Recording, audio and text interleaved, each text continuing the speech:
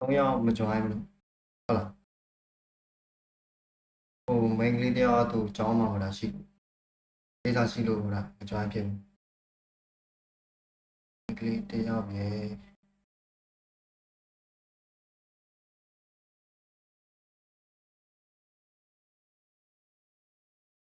main ကလေးတယောက်ပြောင်းမယ်ဘာလို့လဲမသိ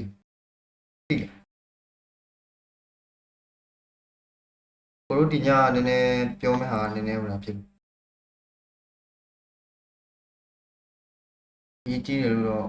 ပြောချင်တာအကုန်လုံးတော့ရေးကြည့်ပါတယ်ဒါပေမဲ့ဒီညပြောမယ့်ဟာနည်းနည်းဟိုတာပေါ့သုံးဝင်မယ့်ဟာတွေပေါ့ဘာလို့ပြက်လဲမသိဘူး main ကလေးတယောက်အေးဟုတ်တယ်အေးဟုတ်တယ်နှစ်ယောက်နဲ့ဟိုတယောက်ဟိုတာကိုပြောရတယ်တယောက်လည်းရုံးတီရီတော့အေးဟုတ်တယ်သူလည်းပြောရတယ်သူကနေမကောင်းလို့တဲ့ဒီုံတက်နေတာလားဘာလားမသိဘူးပြောရတယ်အဲ့ဆိုတော့ဟုတ်လားဆက်ပြန်ကြောင်းရောက်နေတော့ဟုတ်တယ်ကိုလည်းပြောရတယ်အဲ့ဆိုတော့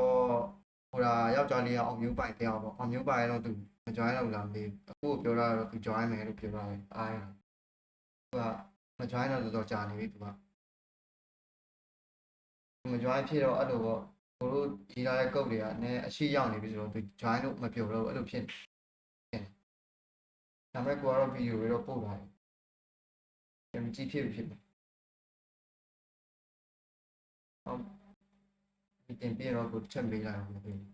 join ဖြစ်မှာလားအဲ့ဆိုတော့ဒီညကိုတို့ဟိုတာ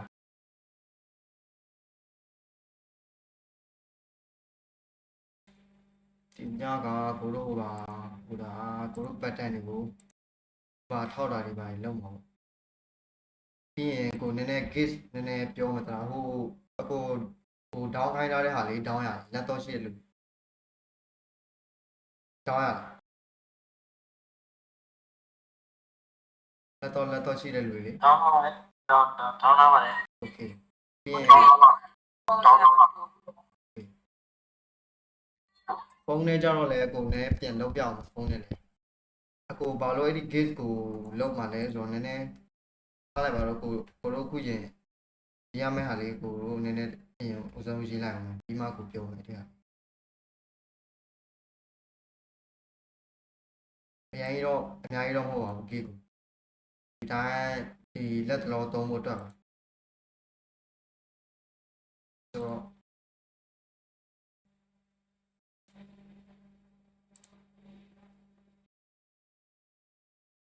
okay ဆိုတော့ကိုတို့တစ်ခါရေးရဒီနားထိရောက်လို့ပြီးရင်ကိုဒီ background ကနည်းနည်းလေးဟိုတာရမ်းဝါလို့နေသလားပြီးရင်ဒီမှာသူ့ရဲ့ဟိုတာလဲသူ့ရဲ့ဒီမှာ bra လောက်တာလည်းနည်းနည်းအရမ်းများတယ်เนาะသူဆွဲလိုက်ရင်နည်းနည်းဟိုတာအရမ်းများတော့နည်းနည်း effect နည်းနည်းသူ့ရဲ့ bra နည်းနည်း short လိုက်တော့ share အကိုစပြန်ပြရ share ပြပါအောင် sorry ကိုမိပါတယ်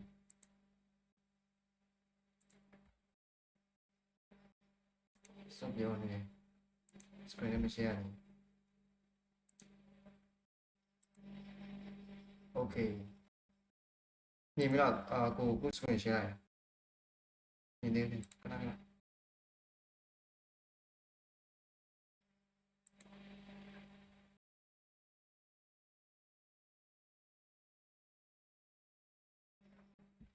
မကောင်းဘူး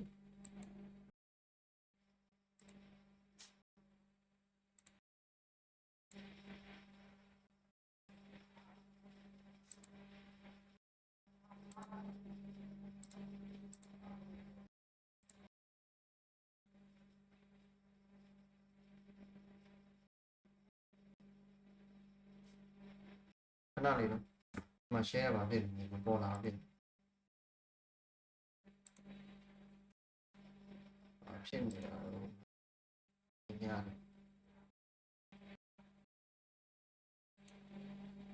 မြင်ပြီလားကို screen share လိုက်မြင်ပါပြီမြင်ပါပြီ okay ချိန်နေတော့လဲနေပြီ48မိနစ်လောက်ရှိနေတော့ညဆိုပဲချိန်လောက်အိတ်ဖြစ်ကြတယ်စောကြီးအိတ်ဖြစ်လာ10နာရီမကြော်ခင်အိတ်တာ10နာရီ 10 နာရီနောက်ပိုင်းအိတ်တာဒါမှမဟုတ်12 နာရီနောက်ပိုင်းအိတ်တာ 10 နာရီနောက်ပိုင်း စောလေးပါလေ ဟုတ်လား ပေါ်သေးမရှိပါဘူးသွားအိတ်တက်ပါသေး အဲ့ဆိုတော့ဒီညတော့နည်းနည်းကြာမလားတော့မသိဘူးအဲ့ဆိုတော့ကိုခုနကပြောတာဒီမှာပါ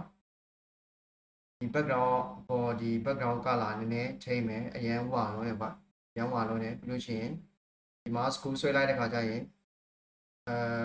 ဒီမှာဟိုတာ bra လောက်တာရမ်းများတယ်ပါရမ်းများကိုနည်းနည်းထပ်ချောလိုက်မယ် bra နော် bra ရမ်းများလုံးနေ okay ပေါ်လုံးတော့ဒီစာလုံးတွေအရန်ပေါ်လုံးနေအဲ့ဒါတော့ပြီးရင်ကိုတို့ဒီမှာထောက်လိုက်ရင်ဟိုပါဖြစ်တာတွေကတ်တွေရောပဲဟောအဲ့ဒီဟာလေးပဲလက်တင်ပေါ်ဒီညတော့ပြီးရင်ကို git နည်းနည်းပြောမှာပါနော်အဲ့ဆိုတော့ကိုတို့ဖတ်မအောင်ဆိုဘာလုပ်မလဲဆိုတော့ဒီ background color ချိန်မယ်ဒီရဲ့ color ကိုနည်းနည်းချိန်မယ်အဲ့ဆိုတော့သူ့ရဲ့ color ကပါလဲဆိုတော့body ပေါ့ body color ပေါ့ဆိုတော့ကိုတို့ဒီမှာhome dot css တွေကကိုတို့ဒီမှာ body မှာသူကရမ်းဝါလုံးရဲ့ဒီမှာအောက်နည်းနည်းကြာလုံးနဲ့ပေါ်နည်းနည်းထပ်ရွှေ့တာပေါ့ okay ဟုတ်လား okay ဟုတ်လားအောက်ဆိုစင်နေတယ် okay ပြီးလို့ရှိရင်ဒီရဲ့ဟိုလား scale section အဲ့ဒီ scale section ကိုတို့ဒီမှာနော်ဒီ scale section နော်scale section ပေါ့ဒီ scale section ကိုတို့ဒီမှာကျတော့ body မှာကျတော့လုံးဝအဖြူကြီးမဟုတ်ပါအဲ့ဒီ scale section ကိုကအဖြူလုံးဝအဖြူကြီးပေးမယ်လုံးဝအဖြူကြီးပေးမယ်နော် scale section ပုံစံခွင့်ရှယ်ရမှာမများတော့ဘောပေါ့ပေါ့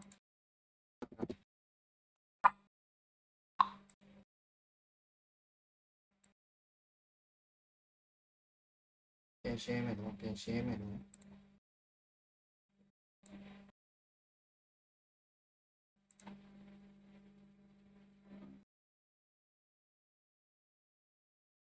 တွေ့ရမလားဟို screen ထက်ချေတာတွေ့ရလား ပြရပါပြီ ကိုဟိုအကောအတန်နည်းနည်းတိုးလားမသိဘူးတိုးလားကြားရလားကိုပြောတာ အဲ့ပါဒီ ကြားပါသေး အဲ့ဆိုတော့ဒီမှာပါကိုတို့ဒီမှာ scale section ကိုကိုတို့ body ဒီမှာကျတော့ဒီမှာ body မှာကျတော့ကိုတို့ background color ကိုအဖြူကြီးလုံးဝအဖြူကြီးမဟုတ်ဘူးကွာအဲ့ဒါကိုဒီမှာ scale section ကျတော့ကိုတို့ကလုံးဝအဖြူပေါ့ white color ပေးမယ်နော် scale section ဒီ section ပေါ့နော်ဒီ scale section အဲ့ဆိုရင် scale section ကိုတို့ background color မပေးလိုက်ရပါတယ်ဒါတွေကကိုကနည်းနည်းရိုင်းတိတာလေးလို့တော့မဟုတ်ဘူးကွာတိမတာလေးပဲဒါတိတာမတိတာကွာထားလိုက်ပါတော့နော်အဲ့ဆိုတော့ဒီမှာတစ်ခုဒီ navigation မှာကိုလို့ bra လာတယ်ကွာဒီမှာအရင်စာလုံးကြီးအရင်ပေါ့စင်မလီကြောက်သူ့ကိုနည်းနည်းထပ်ပြီးတော့ဖြူဘက်နည်းနည်းပေးပါအဲ့ဆိုတော့ကိုလို့ဘာတော့မလဲဆိုတော့ဒီ navigation ပေါ့ next bar ပေါ့ကွာကိုလို့ဒီမှာ next bar တွေကမှာ background color အဲ့ဒါကိုထောက်လိုက်ပြီးရှင်ဒီမှာကိုလို့ bra လာတယ်ဒါ bra တော့ bra ကိုနည်းနည်းထပ်တိုးလိုက် ကိုစခရရှယ်ရတော့ ဒီဘာဖြစ်နေလဲ တွေ့ရပါပြီ တွေ့ရပြီလားတွေ့ပြီလားအခုဒီမှာ screen share လိုက်တာ တွေ့ရပါပြီ တွေ့ရပြီ တွေ့ရပါပြီ အဲ့ဆိုတော့ဒီမှာကိုတို့ next bar ရဲ့ဒီ background color ကိုကိုတို့နည်းနည်းဒီမှာ bra ကိုနည်းနည်းထပ်ပြီးတော့တိုးလိုက်မယ်ကွာ။ရန်အဖြူဘက်နည်းနည်းပြီးသွားလိုက်ပါ။ဒီမှာ screw ဆွဲတဲ့ခါကျရင်သူကအရင်စာလုံးအရင်ပေါ့နေတယ်။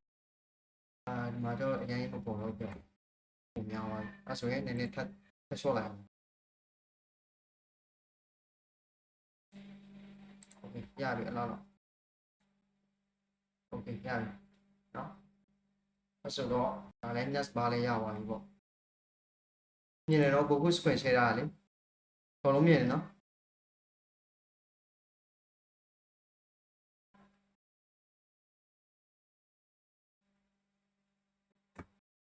မြင်လားအကုန်လုံးမြင်လား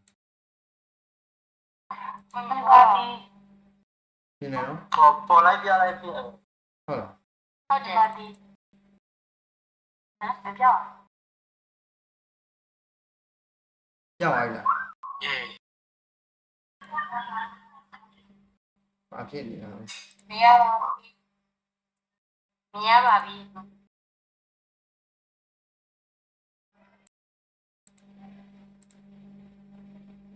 မြင်ရရင်ပြောနော်ချက်ချင်းပြောသားလား Okay အဲ့ဆိုတော့ဒီမှာ next bar မှာကိုလို bra လာတယ်ပေါ့ကွာပြီးသွားပြီပေါ့အဲ့ဆိုတော့ကို မ လို တွေ့ရတော့ကို တွေ့ရလား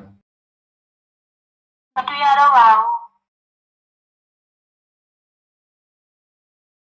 တော်ဖြစ်နေတယ်တော်ဖြစ်နေတယ်ဒီညတော့တော်ဖြစ်နေတယ်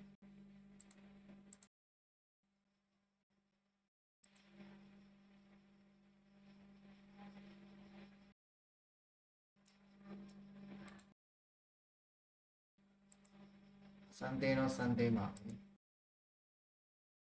ဒေးတော့စန်ဒေးမှာပဲကိုယ့်ဘက်မှာဖြစ်နေတာချက်ကိုတစ်ချက်ထွက်လိုက်နော်ပြန်ဝင်မယ်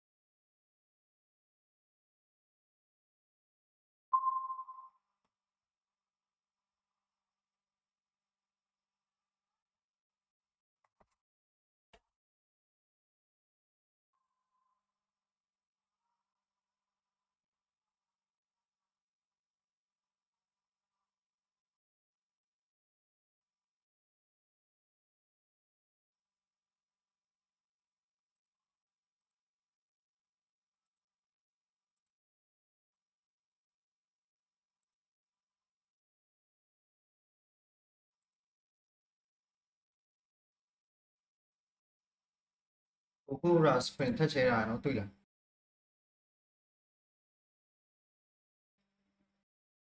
sorry ဟိုမိုင်းမခွင့်ရသေးဘူး okay ဒီမှာဒီမှာစပင်ချဲတာတွေ့လားတွေ့ပြီလား ပြပါ တွေ့ပါပြီ okay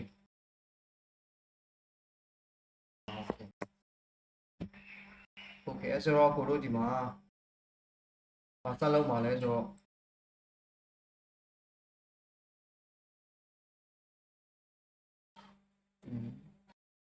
ဒီမှာနော်ဒါကိုထောက်လိုက်ရင်သူကဒီမှာကာလာနည်းနည်းနည်းနည်းပြောင်းသွားတယ်ပေါ့ကာလာနည်းနည်းပြောင်းသွားတယ်အဲ့ဒီဟာလေးလောက်ပတ်တန်လေးပေါ့โอเคဒီပတ်တန်ရဲ့နာမည်ကဒီမှာချက်သွားကြည့်သူကကိုတို့ဘာလောက်တာလဲဆိုတော့ဒီ header ထဲမှာနော် header ထဲကကိုတို့ဘယ်တဲလဲဆိုတော့ကိုတို့မှာ next action တွေကဒီမှာ pt primary နော် pt primary အဲ့ဆိုတော့ကိုတို့ cs မှာသွားရှာတယ်ကွာသွားရှာမှာဆိုတော့အကုတ်အရင်များရတယ်အဲ့တော့မနိုင်ဘူးအဲ့ဆိုရင် control f ကိုရွေးပြီးရှင်ခုနမှာ sorry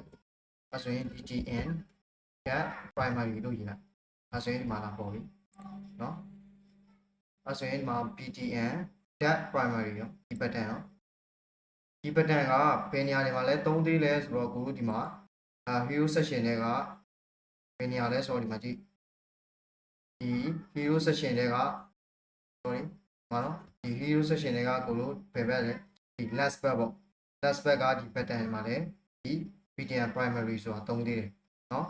ဒီ btn primary ရဲ့သုံးသေးတယ်ပေါ့ပြောချင်းဒီတစ်ခုရောဒါလဲ btn primary သုံးထားတယ်အဲ့ဒီ class name သုံးတာအဲ့တော့ကိုတို့အဲ့ဒီ btn primary ကိုခုနဒီhoover ပေါ့ထောက်လိုက်ရင်ဒီလိုဖြစ်တယ်ဆိုတော့အဲ့ဒီအဲ့ဒီ CSS ကိုကိုတို့အဲ့ဒီ btn primary ကိုရေးလိုက်တာ ਨੇ ဒီ pattern သုံးလုံးစလုံးမှာ effect ဖြစ်လိမ့်မယ်နော်နားလဲလားအဲ့ဒါကိုပြောတာနော်ဒီ btn primary ကအဲ့ဒီတလုံး တ ရဲ့ ကယ်ရှယ်တာပြရတယ် မတွေ့ရပြန်တော့ဖြစ်နေတာတော့ tonight ကဘာတွေဖြစ်နေတာတော့သိလား ဟုတ်ပါဒီ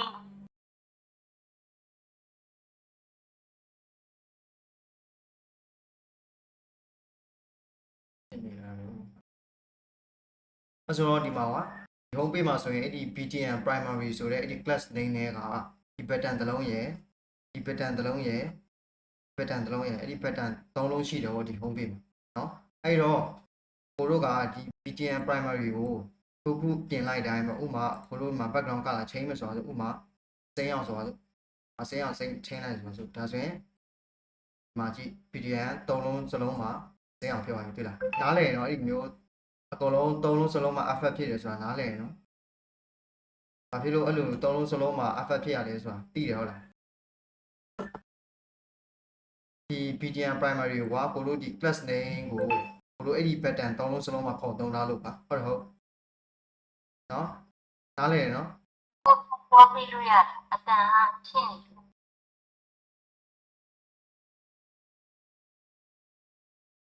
ဖြစ်နေတယ်အတန်ကဖြစ်နေတယ်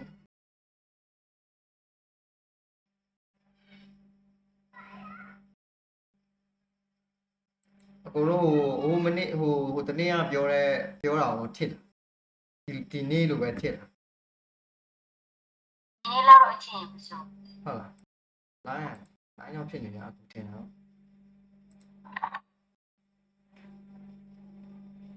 လိုင်းကြောင့်ဖြစ်နေတာလို့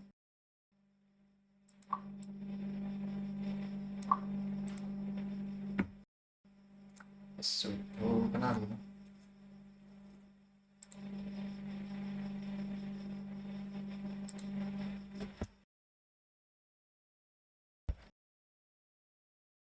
โอเคအဲ့ဆိုတော့ဒီမှာ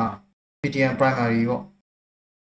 btn primary ကိုကိုတို့ကဘာလဲဆိုတော့ခုနဒီမှာကွာကိုတို့မှာbg color ကိုအစိမ်းအောင်ပြောင်းလိုက်မလားအစိမ်းအောင်ပြောင်းလိုက်တယ်ဆိုတော့အဲ့ဒီမှာဒီ pattern သုံးလုံးစလုံးမှာ effect ဖြစ်တယ်ကွာဘာလို့ effect ဖြစ်လဲဆိုတော့သူကအဲ့ဒီ class name ကိုအဲ့ဒီ pattern သုံးလုံးစလုံးမှာခေါ်သုံးတာလို့ဟုတ်ခေါ်သုံးတာတော့အဲ့ဒီဥမာဒီ btn primary class name မှာရှိတဲ့ CSS ကိုကိုတို့ကတစ်ခုပြင်လိုက်မယ်ဆိုရင်အဲ့ဒီ တာပြောရမတွေ့ရတော့တွေ့ရ ကိုစီကဖြစ်နေလားနေလို့စီကဖြစ်နေလားတော့မသိတော့ ညီမဘက်မှာတွေ့ရတယ် ဟုတ်လား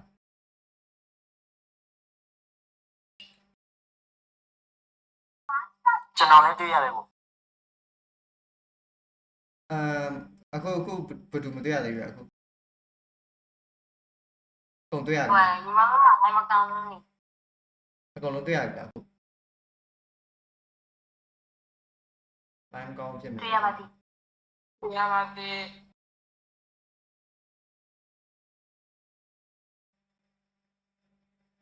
โอเคအဲ့ဆိုဆက်ပြောမယ်နော်အဆင်ပြေလား 对吧的。 โอเคအဲ့ဆိုတော့ခုနကကိုပြောရကွာဒီ BTN primary ကနော်နားလေတာအခုခုနကပြောလိုက်တယ်လေအဲ့မှာ BTN primary တဲ့ CSS ကိုတို့တစ်ခုပြင်လိုက်ရင်ဒီ pattern သုံးလုံးစလုံးမှာသူက FF ဖြစ်တယ်ဘာလို့ FF ဖြစ်လဲဆိုတော့သူကအဲ့ဒီ BTN primary ကိုအဲ့ဒီ pattern သုံးလုံးစလုံးမှာခေါ်သုံးထားလို့ပါနော်တိတယ်နော်အဲ့ဒါတိလားတိတယ်ဟုတ်လား ဒီပါလေ โอเคအဲ့ဒါတိရင်ကိုတို့အခုဘာလုပ်မှာလဲဆိုတော့အခုဒီကောင်ထောက်တယ်ကွာဒီကောင်ထောက်ရင်ဒီမှာကာလာပြောင်းတယ်ဒီကောင်ထောက်ရင်ဒီကောင်ကာလာနဲ့ပြောင်းတယ်တူပဲတွေ့လားသုံးလုံးစလုံးကွာသုံးလုံးစလုံးတူပဲဆိုတော့အဲ့လိုတူပဲဆိုတော့ကိုတို့ဘာလုပ်မှာလဲဆိုတော့အဲ့ဒီ BTN primary ကိုခုနအဲ့ဒီမျိုးထောက်လိုက်ရင်အဲ့လိုရွေ့သွားတာအဲ့ဒီကာလာနည်းနည်း background ကာလာနည်းနည်းပြောင်းသွားလို့ဒီ BTN primary မှာပြင်လိုက်တာနဲ့အဲ့ဒီ pattern သုံးလုံးစလုံးမှာအကုန်လုံး FF ဖြစ်လိမ့်မယ်နော်အဲ့နားလိုက်မယ်နော်ဆိုတော့သူ့ကိုဘယ်လိုရေးရလဲဆိုတော့ရေးဘူးကြမှာပါအဲ့ဒါတော့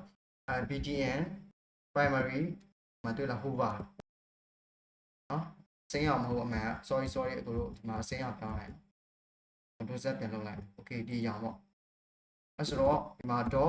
.btn primary hover ပေါ့ဒီမှာset hover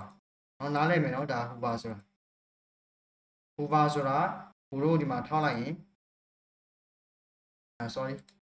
ဒီမှာထောက်လိုက်ရင်တွေ့လားအရောင်ပြောင်းသွားတွေ့လားထောက်လိုက်ရင် hover ဆိုတာထောက်လိုက်တော့ပေါ့ထောက်လိုက်ရင်တခုဖြစ်မှာဥပမာအခုဒီ color နည်းနည်းမသိတာဘူးဆိုတော့ကိုတို့အစိမ်းအောင်ပြောင်းမယ်ဆိုတော့နော်ဒီမှာသဘောတရားကကိုတို့ဒီ BTN primary ဆိုတဲ့ဒီ class name နော် class name ကိုတို့ထောက်လိုက်မယ်ဆိုရင် hover အနေနဲ့ထောက်လိုက်မယ်ဆိုရင်သူကဘာဖြစ်မှာလဲဆိုတော့ကိုတို့ background color အနေနဲ့ဒီကောင်ပြောင်းလိုက်မယ်သူရဲ့မူရင်း original background color ကဒါကွာကဲလို့ထားလိုက်မယ်ဆိုရင်သူရဲ့ background color ကိုဒါပြောင်းပေးပါလို့သူတို့သူ့ကိုပြောလိုက်တာပေါ့အဲဆိုရင်မဖြစ်သွားမလဲဆိုတော့ဥမာဒီကောင်ထားလိုက်ဟုတ်လားနားလည်မယ်နော်အဲ့ဒါနားလည်တယ်ဟုတ်လား နားလေပါလေ โอเคအဲဆိုရင်ဒီမှာ 对吧的。 ဒီမှာလဲကိုတို့ BTN primary သုံးရတယ်ကွာဒီမှာလဲ BTN primary ဆိုတော့အကုန်လုံးက FF ဖြစ်နေတွေ့လားအဲကြောင့်ကိုတို့ခုနအရှိကကိုတို့အဲ့မှာ BTN primary ကိုအဲကြောင့်ပုံထုတ်ထားတယ်ဆိုတော့အဲ့ဒါကိုပြောတာကဲလို့အဲ့ဒီနေရာမှာကွာကိုတို့ကဒီမှာလဲ BTN primary မသုံးသူကသူတီတန် name တီတန် class name ပေါ့ဥမာ BTN pattern 1ဆိုတာဆိုဒီမှာ pattern 2ဒီမှာ pattern 3အဲ့လို class name အဲ့လိုပေးထားရဲဆိုတာဆိုအဲ့ဆိုရင်ကိုတို့ခုနကဒီ hover လောက်တဲ့ effect ကွာ hover လောက်တဲ့ effect ကိုကိုတို့ထည့်တော့မယ်ကွာထည့်တော့မယ်ဆိုရင်ဒီ effect ရဲ့အလုံးလုံးပုံတွေကဒီအလုံးလုံးပုံတွေကအတူတူပဲကွာတူပဲဒါပေမဲ့ကိုတို့ဒီမှာ class name က BTN 1 BTN 2 BTN 3ဖြစ်တဲ့အတွက်ကွာ DCS မှာလာပြင်တဲ့အခါကျရင်ကိုတို့ကဒီမှာ BTN 1 hover BTN 2 hover BTN 3 hover ဆိုပြီးတော့ကိုတို့လောက်နော်ကဲလို့ BTN ဒီလိုမျိုးပုံ class name မပေးထားဘူးဆိုရင်ပေါ့အဲ့လိုမျိုးကိုတို့လောက်အောင်မယ်နော်အဲ့ကြတော့လောက်လို့မရတော့ရတယ်ဒါဆိုရင် code line ပေါ့ဒီရဲ့ code line ကအများကြီးဖြစ်နေတယ်clean code မဖြစ်ဘူးပေါ့နော်အခုကိုတို့ဒီမှာ BTN primary ကိုတို့ကပုံထုတ်လိုက်ပါပုံထုတ်လိုက်တော့အခုဆိုရင်ကိုတို့ဒီမှာဒီတစ်လုံးပြင်လိုက်ရင်လည်းအကုန်လုံးကဒီ pattern သုံးလုံးစလုံးမှာအကုန်လုံး FF ဖြစ်တယ်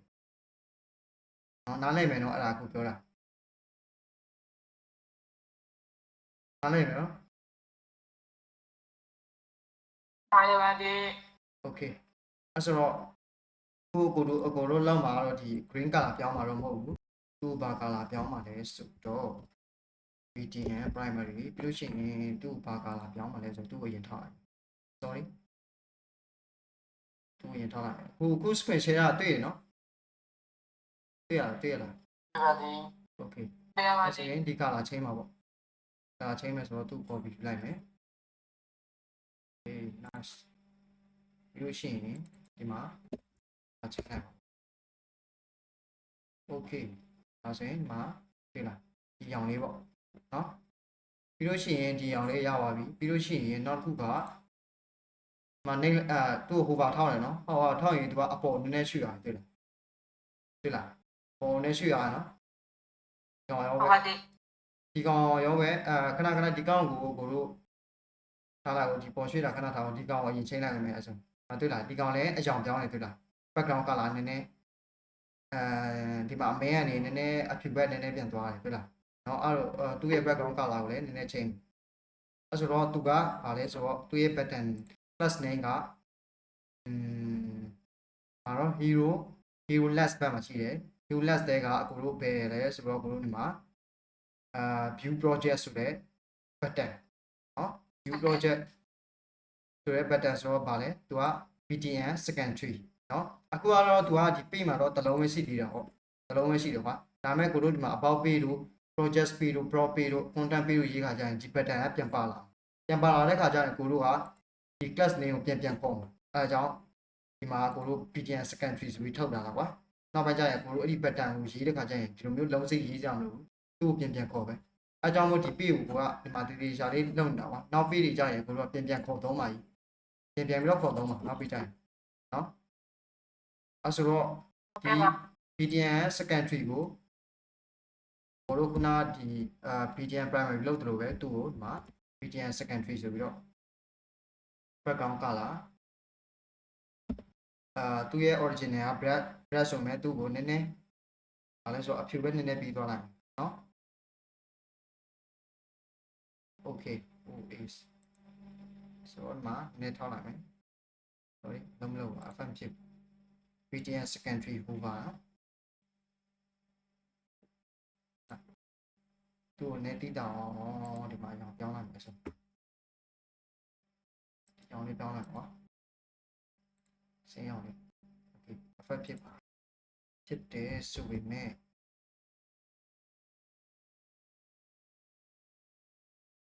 လာလာတိတ်တိတာ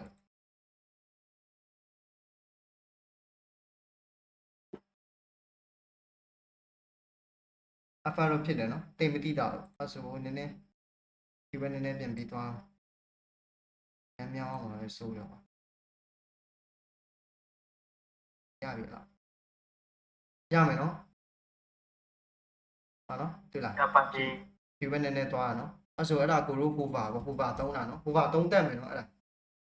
ကိုတို့နောက်ထပ် project တွေရေးကြတာကြရင်အဲ့ဒါနောက်လျှောက်သုံးမဲ့ဟာတွေကွာသုံးတက်မယ်နော်အဲ့ဒါဟိုပါဒီမှာကွာဘာမှအခက်ခဲကြီးမဟုတ်ဥမာဒီ BTN primary ကိုရောပြောင်းရှင် BTN primary ကိုဒီ class name ကိုခေါ်လိုက်ကွာခေါ်ပြီးတော့သူ့ရဲ့ဒီမှာ20ရေးမယ်ပြီးရင်ဟိုပါသုံးလိုက်ယူမယ်ရမယ်နော်အဲ့ဒါအကုန်လုံးရမယ်နော်ဒါတွေကနောက်ပိုင်းကိုတို့ project တွေရေးတဲ့ခါကျရင်ဒါတောက်လျှောက်သုံးမဲ့ဟာတွေကွာနော်အဲဆိုတော့ဒီမှာ background color ချိန်ပြီးကိုခုနပြသလိုကွာဒီမှာသူကဖောက်လိုက်ရင်ဒီမှာတွေ့လားအပေါ်နည်းနည်းရွှေ့တယ်ဒီမှာလည်းပေါ်နည်းနည်းရွှေ့တယ်ဒီမှာလည်းပေါ်နည်းနည်းရွှေ့တယ်ကွာနော်ဒီမှာဒီများဒီဘက်ရွှေ့တယ်ဆိုတာအဲ့ဒါခဏထောင်ဒီ pattern ကိုပဲပေါ်နည်းနည်းရွှေ့တယ်ဆိုတာပဲနည်းနည်းကြည့်နော်အဲဆိုတော့ဒီမှာသုံးလုံးစလုံးကအလုံးလုံးပုံချင်းတူတူပဲနော်ဆိုတော့ဘာလို့မှလဲဆိုတော့သူ့ကိုပေါ်ရွှေ့မယ်ဆိုတော့မှန်အဲ့ဒီပေါ်ရွှေ့တဲ့ကိစ္စကိုက animation ဆိုပြီးတော့တည်တံ့ပြောချင်တာကွာဒါ animation နဲ့သက်ဆိုင်တဲ့ဟာပေါ့ဒါပေမဲ့အခုလက်တော်ဒီအပေါ်ရွှေ့တဲ့ပုံစံကိုနည်းနည်းလုပ်ပြအောင်အဲ့တော့ तू ကဘယ်လိုရွှေ့ရလဲဆိုတော့ तू ကနင်တို့ကြားဘူးလားဟိုလား transform လို့ translate လို့ကြားဘူးလား ကျောင်းပါရီ ကျောင်းပါဒီ okay အဲ့ဒါတွေပဲအဲ့ဆိုရင်ကြားဝင်ရတယ်အဲ့ဆိုကိုတို့အခုပါသုံးပါလဲဆိုတော့ transform ထင် transform ဟုတ်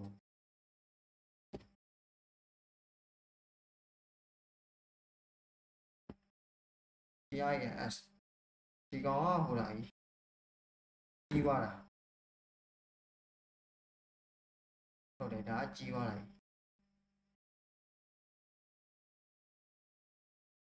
အစုတော့အဲ့ဒီဟာမဟုတ်အစုတော့ခဏလေး transform ပဲပါလေ transform 8ပါ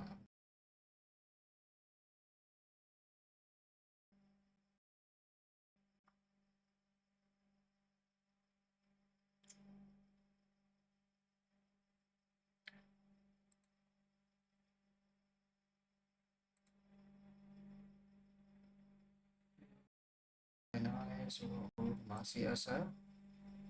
ဒီမှာက sorry ဒါမဟုတ်ဘူးက group တဲကမှာဒီမှာ transform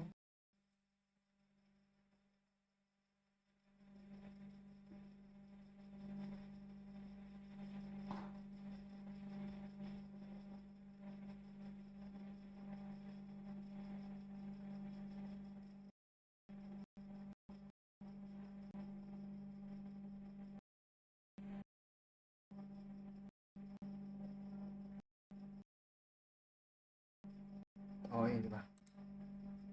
ဟို transform translate y okay အဲ့ဆိုတော့ transform mask ဒီကောင်လဲနောက်ပိုင်းကိုတို့နောက်ဒီ animation ပြောတဲ့ခါကျမှဒါပြောမယ်တလားဒါတွေ့ပြီလားဒီလိုမျိုးတွေ့ပြီလားအဲ့လိုရေးတာလေ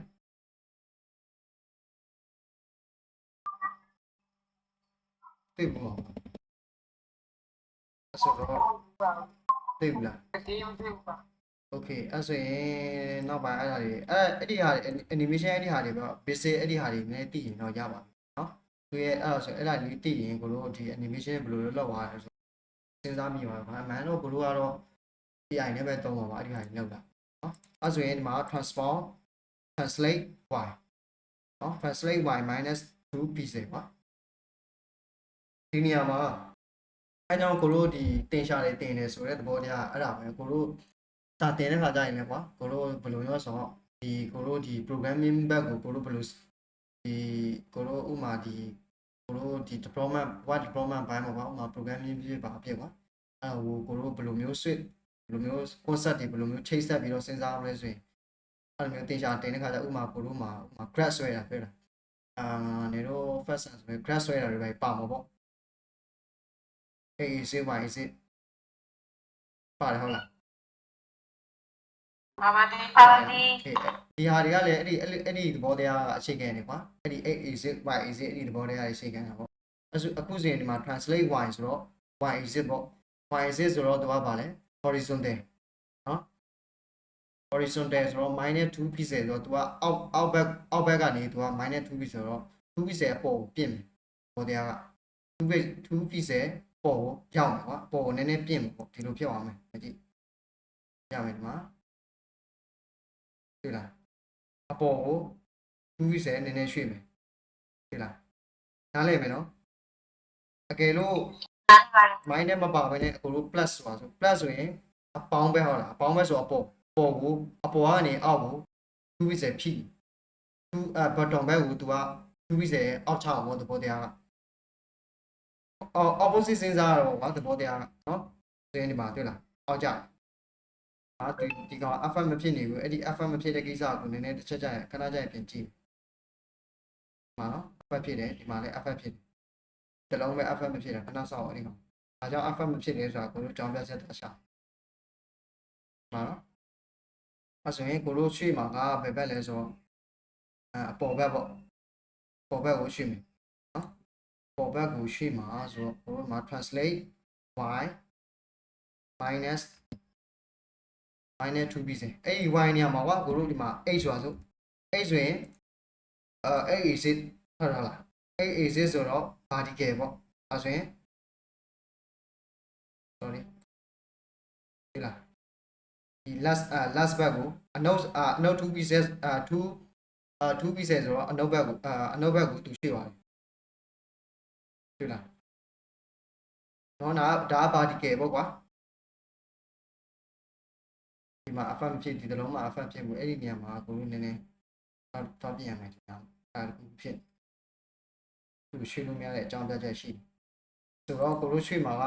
A is it မဟုတ် Y is it နော် Y is it ရွှေ့မယ်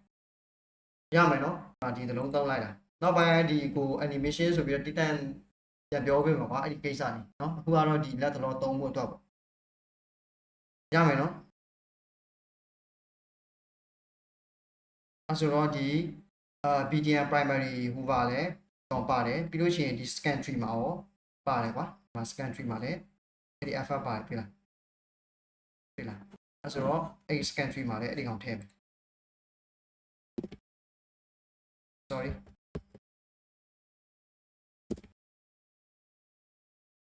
အဲ့ဆိုရင် okay ဘယ်လိုလုပ်ရနော်ရမယ်နော်အဲ့ဒါကိုခုဒီမှာကိုခုရေးလိုက်တာနှလုံးပဲရှိသေးတယ် back ဒီဟိုပါလောက်တာဒီ background color ရဲ့ဒီ transform လောက်တာနှလုံးပဲရှိဦးမယ်နော်ရမယ်နော်အကုန်လုံးရမယ်နော် ရပါမယ် ရပါသည် okay ဘာလို့ဆိုတော့အဲ့ဒီကောင်တွေကနောက်ပိုင်းတာတောက်လျှောက်သုံးပါကွာ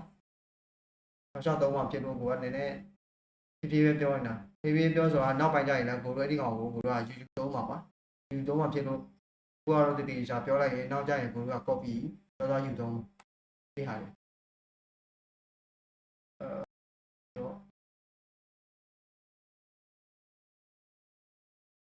ဒီအပေါ်တစ်လုံးမှာ affect မဖြစ်တဲ့ကိစ္စကိုပြန်ကြည့်မယ်အဲ့ဆိုရင်အဲ့ဒီ pattern ကိုတစ်ချက်သွားကြည့်မယ်နော်အဲ့ဆိုတော့အဲ့ဒီ pattern ကိုတစ်ချက်သွားကြည့်မယ်ဆိုတော့သူ့ရဲ့ဒီ next bar ကလေးက header တွေကဟို next bar ရှိမယ်ဒီမှာ next action ဆိုတာရှိရယ်နော် next action ဆိုတော့သူ့ copy ယူလိုက်မယ်ဒီမှာ control F ပြန်ရှာလိုက်မယ် next action ဝယ် next action မရှိဘူးနော် next action မရှိဘူးဆိုတော့ okay အဲ့ဆိုရင်ဒီမှာ next container နော် next container ကိုတစ်ချက်သွားမယ်ဒီမှာ sorry next container ထဲမှာဒီမှာ primary pattern okay ကိုတို့တစ်ချက်တော့ဒီ flag ကိုတစ်ချက်ဖြတ်ကြည့်မယ်နော် next container တွေက flag ကိုတစ်ချက်ဖြတ်ကြည့်အဲ့ဆိုရင်မှာတစ်ချက်တွင်ဆိုင်ကြည့်မယ် FM ဖြစ်ပါဘာကြောင့်လဲ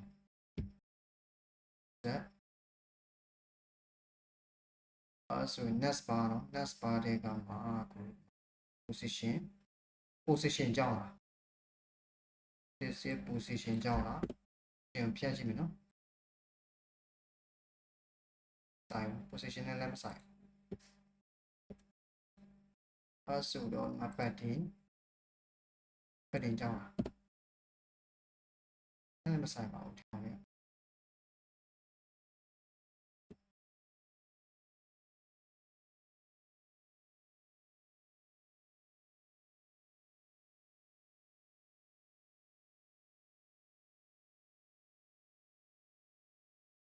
ဘာလည်းမရှိပါဘူးဟုတ်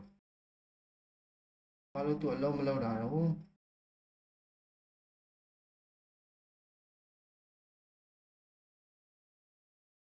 okay ထားလိုက်ဦးမယ်နော်ကိုဒီကောင်ကိုခဏထားလိုက်ဦးမယ်နော်နောက်မှပဲကိုတို့ပြင်လိုက်မယ်တော့ဒီကောင်ကိုရှင်းနေတဲ့ချိန်ကြာနေဦးမယ်အဲ့ဆိုတော့ဒီမှာရပြီနော်ဒီကောင်ရပြီနော်အဲ့ဒီမှာသူကဒီမှာ alpha မဖြစ်တော့သူ့မှာတကူညှိတာရှိပြီအဲ့ဒီညှိတာသူပြင်ရှာမရထားလိုက်အဲ့ဆိုတော့ဒီမှာကိုတို့ထည့်လိုက်တဲ့ဒီမှာဟူပါကွာရမယ်နော်ဒီထည့်လိုက်မဲ့ဟူပါထည့်လိုက်တဲ့ဟူပါလေကွာအဲ့ဆိုတော့နောက်တစ်ခုကိုတို့ဒီမှာဒီမှာဆိုရင်ထောက်လိုက်မယ်ဆိုရင်ဟူပါလည်းပါတယ်ဒီမှာသူ့ရဲ့အမှန်သူ့ရဲ့ဒီမှာ share ရှိတယ်ကွာ share နည်းနည်းလေးရှိတယ်သလားတွေ့ရလား share ဒီကောင်တော့တိတ်မတိတာကွာဒီမှာကျတော့ဒီမှာ share ရှိရတွေ့လား တွေ့ရပါသည် ဒီမှာလည်း share ရှိတယ်ဒီမှာလည်း share ရှိတယ်ဒီမှာလည်း share ရှိတယ်ကွာဒီမှာလည်းသူ share ရှိတယ်တိတ်မတိတာလို့ကွာမှန်နော်အဲ့ဆိုတော့သူ့ကို share နည်းနည်းထည့်မယ်သူ share ကဘယ်လောက်ရှိလဲဆိုတော့ဒီမှာဒီအောက်မှာလေအောက်မှာနည်းနည်းရှိတယ်အဲ့ဆိုတော့ share ဘယ်လိုထည့်လဲဆိုတော့ကိုဒီမှာ share သုံးဘူးလား သုံးပါတယ်သုံးပါတယ်သုံးပါတယ်တော့ဒီ okay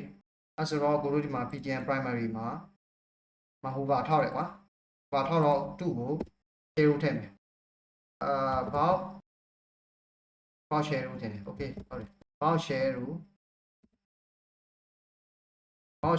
ပြီးလို့ရှိရင်ကိုတို့ဒီနှလုံးထည့်လိုက်မယ်နှလုံးထည့်လိုက်မယ်အဲ့ဒီနှလုံးကဘယ်လိုအလုပ်လုပ်လဲဆိုတော့ဘာဒီကေနဲ့ horizontal လဲမေး ဒီမှာဒီကောင်0ထည့်လိုက်0ဆိုရင်ဒီမှာ10 pH ရှိမယ်10 pH ရှိမယ်10 pH ရေပြီးလို့ရှိရင်သူ့ရဲ့color ကဥပမာbrush ဆိုတာဆို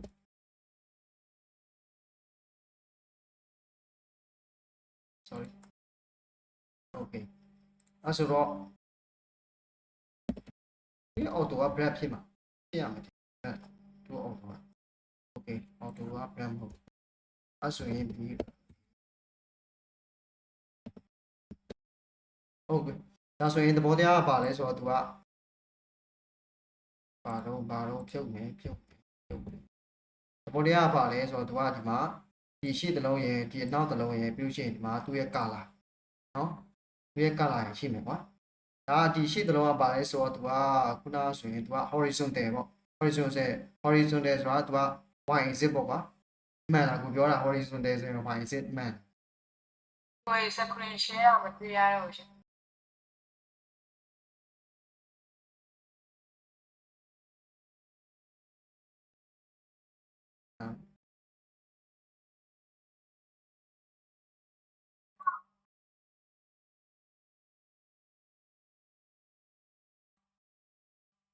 တွေ့ရပြီ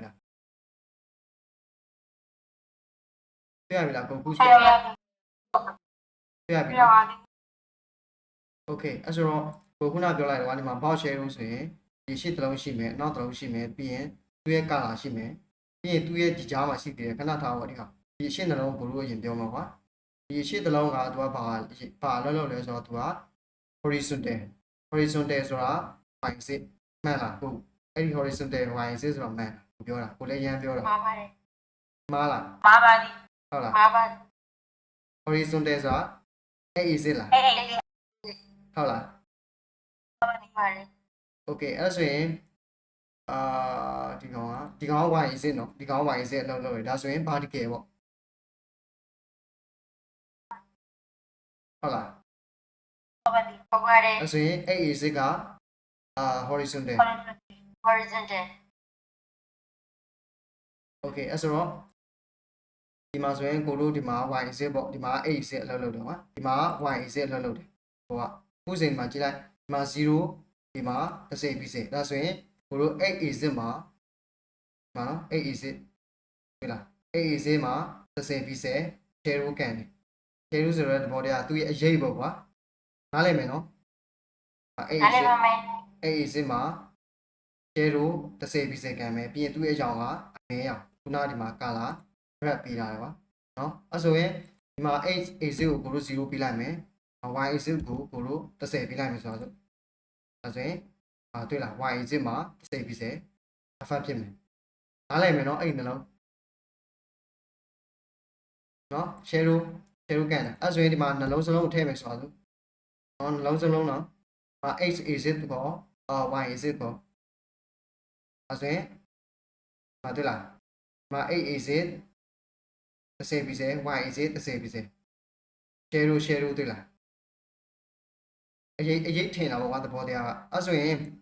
အဲ့ဒါကိုတို့ဒီမှာဒီရှေ့မှာinsert ဆိုတာဆို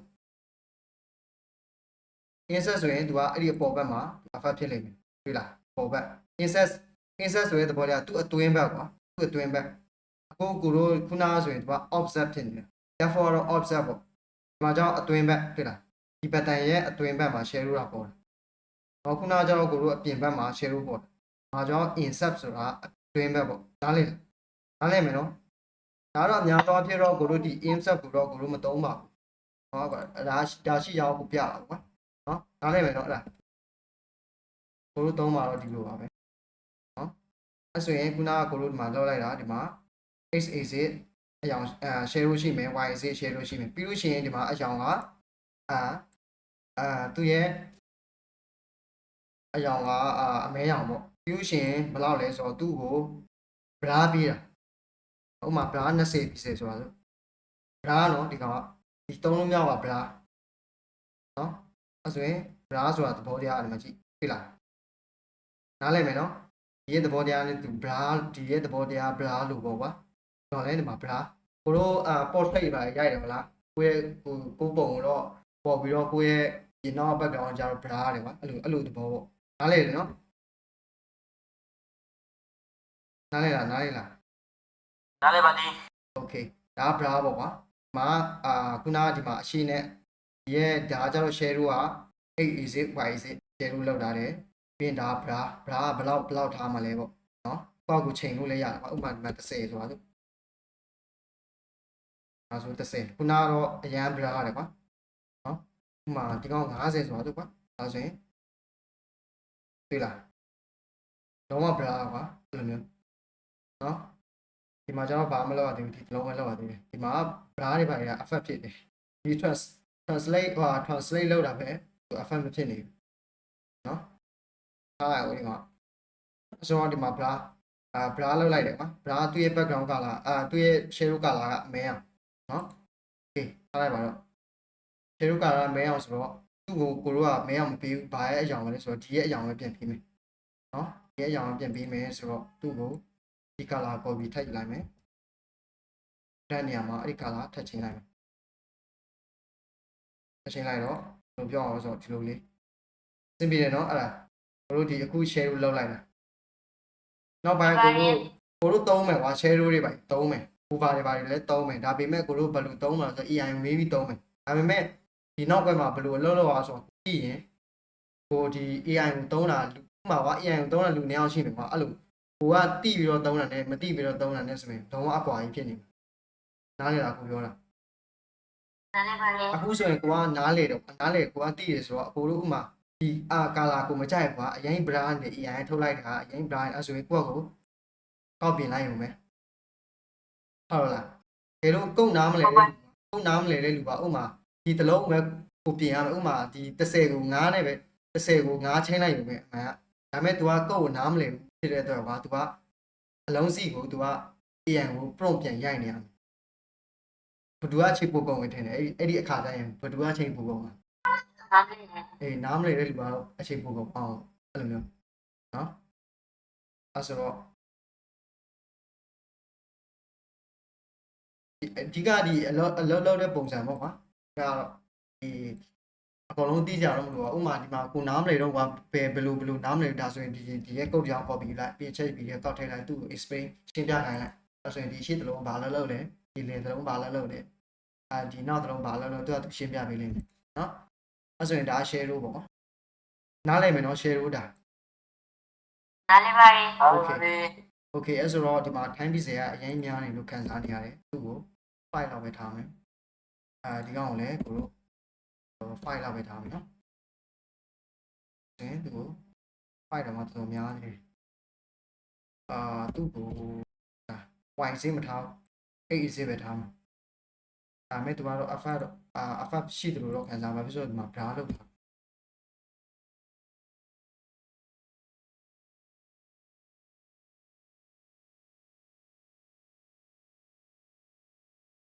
ထားဖြစ်နေတော့သူ့3လောက်ပြီးပြီစေပြီးလို့ရှိရင်သူ့30လောက်30လောက်ထားဟုတ်ရရတယ်နော်30ရယ်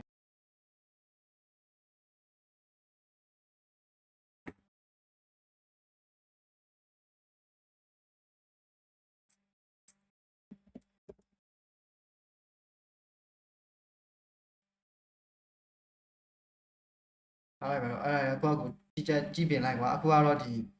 share ဘယ်လိုလောက်သွားပြီးရင်ရပြီအဲ့တော့ကိုစိတ်ကြိုက်တင်လိုက်သလားအဲ့ဒါကြတော့နော် ဟုတ်ကဲ့ပါ okay အဲ့ဆိုတော့ကိုလည်း UI designer ကို UI လည်းမလုပ်ဘူးကွာအဲ့လို design နဲ့ပတ်သက်ပြီးတော့လည်းကိုလည်းအဲ့လောက်တိမသိဘူးဘာလို့ဆိုတော့ design မှာလည်းသူ့ရဲ့ theory တွေရှိရကွာဘယ်လောက်ထားမှသူကသူရှိတယ် color မှာလည်း color theory တွေရှိရကွာအခုဆိုရင်မှတွေ့လာ RGB တို့ဘာလို့ RGB တို့ဘာလို့ရှိတယ်ကွာမင်းသူမှဒီ color ရဲ့ theory တွေရှိဟုတ်လားထားလိုက်ပါတော့အဲ့ကြောင့်ကို UI UX UI designer နဲ့တော့ဆိုအဲ့ဒါက basic အနေနဲ့ကိုတင်ရမှာကွာကိုတော့အဲ့ဒီဟာကိုတင်ခဲ့ရဘူးကွာနော်အဲ့ဒါကြောင့်ကိုလည်းပြုံးတက်တော့အဲ့ဒါကြောင့်ထားလိုက်ပါတော့အဲ့ဆိုရင်ဒါဘောက်ရှယ်ကိုအဲ့ဆိုရင်ဒီ secondary ကွာဒီ secondary pattern မှာလည်းကိုတို့အဲ့ဒီဘောက်ရှယ်ကိုသုံးမယ်ဟုတ်လားလိုက်လိုက်ရင်သူမှာ share ဒါကတော့တိတ်မတိတာကွာလောက်တာကတော့အရင်နေတယ်ဗျာ အဲ့ဒါကြောင့်ကိုယ့်ဟာကိုကြည့်ချက်ချင်တယ်ဒါမှမကြောင့်ကိုတို့ကအခုစမ်းနေတာဖြစ်တော့သူကိုတို့မြင်တာဘူးလို့ပဲဒီမထောက်လိုက်မြင်တာဘူးလို့ပဲနော်အဲ့ဆိုတော့ဒီကောင်ကိုလည်းဟိုပါထည့်မယ်ပေါက်ချယ်ကိုထည့်မယ်အဲ့ဆိုတော့ပေါက်ချယ်ကို copy လိုက်ပြီးရင်ဒီမှာ scan tree pattern မှာပတ်ထည့်လိုက်အဲ့ဆိုရင်သူ့ကို scan tree မှာလာနေလိုက်တွေ့လားတွေ့ effect တွေ့ဒီပေါက်ချယ်ကိုဖတ်လာပြီတွေ့လားအဲ့ဆိုတော့ဒီကောင်ကမဲအောင်ဆိုတော့သူ့ကိုမဲအောင်ထပ်ပြောင်းလိုက်ပါโอเคဆိုရင်ဒီမှာဒီလိုလေးဖြစ်သွားအောင်ရမယ်နော်အဲ့ဒါဘလုံးရမယ်နော်တွေ့လားအဲ့ဆိုရင်ဒီ button 3လုံးကွာဒီမှာ3လုံးဟုတ်လား3လုံးဆိုရင်ကိုတို့ဥမာတစ်ခုခုပြင်မယ်ဆိုရင်PGM primary ကိုကိုတို့လာပြင်လိုက်ယူမယ်တွေ့လားဒီတစ်လုံးပြင်လိုက်ရင်လည်းအဲ့ဒီ3လုံးစလုံးမှာ effect ဖြစ်မှာနော်ရမယ်နော်ဒီ container လို့ပေါ့ကွာကိုတို့ဒီမှာ container ကိုဒီမှာလည်း container သုံးရလားဒီမှာလည်း container ဥပမာကိုဒီ container ကိုကိုတို့ဒီမှာနားလဲဆိုအပေါ်မှာဖြစ်နေ okay ဒီမှာ container 1200ဟုတ်လားဥပမာ1400ဆိုတော့ဒါဆိုရင်အကုန်လုံးကြည့်သွားမယ်ဒီကောင်လည်း container 300လို့ဒီလောက်ရောက်မယ်ဒီမှာလည်း container 300လို့ဒီလောက်ရောက်အဲကြောင့်ကိုတို့အဲ့မှာပုံထုတ်ပြီးသုံးလဲဆိုတော့အဲ့ဒီသဘောဒါဆိုလည်း1400ရောက်တွေ့လားအကုန်လုံး1400နော်အဲ့တလုံးပြင်လိုက်တဲ့အကုန်လုံးဖြစ်အောင်ဘာဖြစ်လို့ဆိုတော့ကိုတို့ဒီမှာ about page ရေးထားကြရင်လည်းဒီ navigation bar တွေကထပ်ပါအောင်ဒီကောင်တွေလည်းသူ့ရဲ့ဒီ weight ယူတဲ့ပုံစံလည်းအဲ့ဒီ container အတိုင်းပဲထပ်ယူအဲကြောင့်အားလာကိုတို့ဒီ container ကိုပုံထုတ်လိုက်ရအောင်ဒီ PTM primary သဘောတရားလိုမျိုးပဲနော်နားလည်မယ်နော်ဒီရဲ့ concept တွေအကုန်လုံးနားလည်ရင်ဘာလဲဆိုတော့လုံလောက်ပြီကွာဒီရဲ့ concept ခုရေးရတဲ့လောက်ဒီ concept တွေအကုန်လုံးမိပြီဆိုရင်လေအခုတို့ဒီ project ကောင်အခုတော့ draw လုပ်လို့ရပြီဟုတ်လားအားကြောင့်ကိုထပ်ပြန်ပြောနေတာနော်အဲ့ဆိုတော့ဟိုဒီမှာရပြီအဆိုရင်ဒီမှာလည်းရပြီဒီမှာလည်းရပြီ okay ဆိုနောက်ခုဘာလဲဆိုဒီမှာတူပဲမလားခုနကဟိုတာနဲ့ PTM primary နဲ့သူလည်းဒီမှာနှိပ်လိုက်ရင်သူကအပေါ်နဲ့ရွှေ့တယ်ဒီမှာအပေါ်နဲ့ရွှေ့ရပြီးရင်ဒီမှာသူရဲ့ share နဲ့ရှိတွေ့လားနော်အဲ့ဆိုသူ့ကိုမလုပ်မှာ over ထဲမှာ transform over ထဲမှာပေါ့နော် over ရဲ့သူရဲ့ဗာလဲhot share ရဲ့အဲ့ဆိုတော့ကိုတို့ကြည့်လိုက်တယ် bar section နဲ့ skill section skill section အဲ့ဆိုရင် skill section ကိုသွားမှာပေါ့နော်အဲ့ဆိုအဲ့အကြောင်းကိုတို့ဒီမှာဒီ comment နဲ့ပေးတာဆိုအဲ့ဒါကိုပြောတာကိုတို့အဲ့ဆိုရင်ဒီမှာတကယ်လို့ဒါတွေမရှိဘူးပါဒီ comment တွေမရှိဘူးအဲ့ဆိုရင် skill section ပဲခုမှကိုတို့မသိဘူးလေအဲ့ဆိုရင်ကိုတို့ဒီကောင်တွေအကုန်လုံးလိုက်ရှာနေတာအဲ့လိုမျိုး like ဖွင့်နေအောင်အဲ့ဆိုရင်မှာ skill section ပေးတာဆိုတော့ဒါဆို skill section တပ်ဖွင့်လိုက်ရုံအဲ့ဆိုရင်ဒီမှာ box 2ပေါ့ဒါဆိုရင်skill box container ပေါ့နော် skill box container တွေက DIV တွေ့လား၄ခုပေါ့နော် skill box container ကဒီမှာဒီ၄ခုစလုံးကိုတင်ချိုထားတဲ့ container ပေါ့အဲ့ဆိုရင် skill box container တော့ရှာ copy လိုက်control F ပြန်လုပ်လိုက် file လုပ်မယ် skill box container ဒီမှာ skill box container တွေကပါလဲ DIV ဆိုတာ box တစ်ခုပေါ့နားလည်မယ်နော် skill box ရဲ့ DIV ဒီဟာတွေပေါ့အဲ့ဆိုရင်တော့ skill box DIV ကိုဘို့လို့ skill box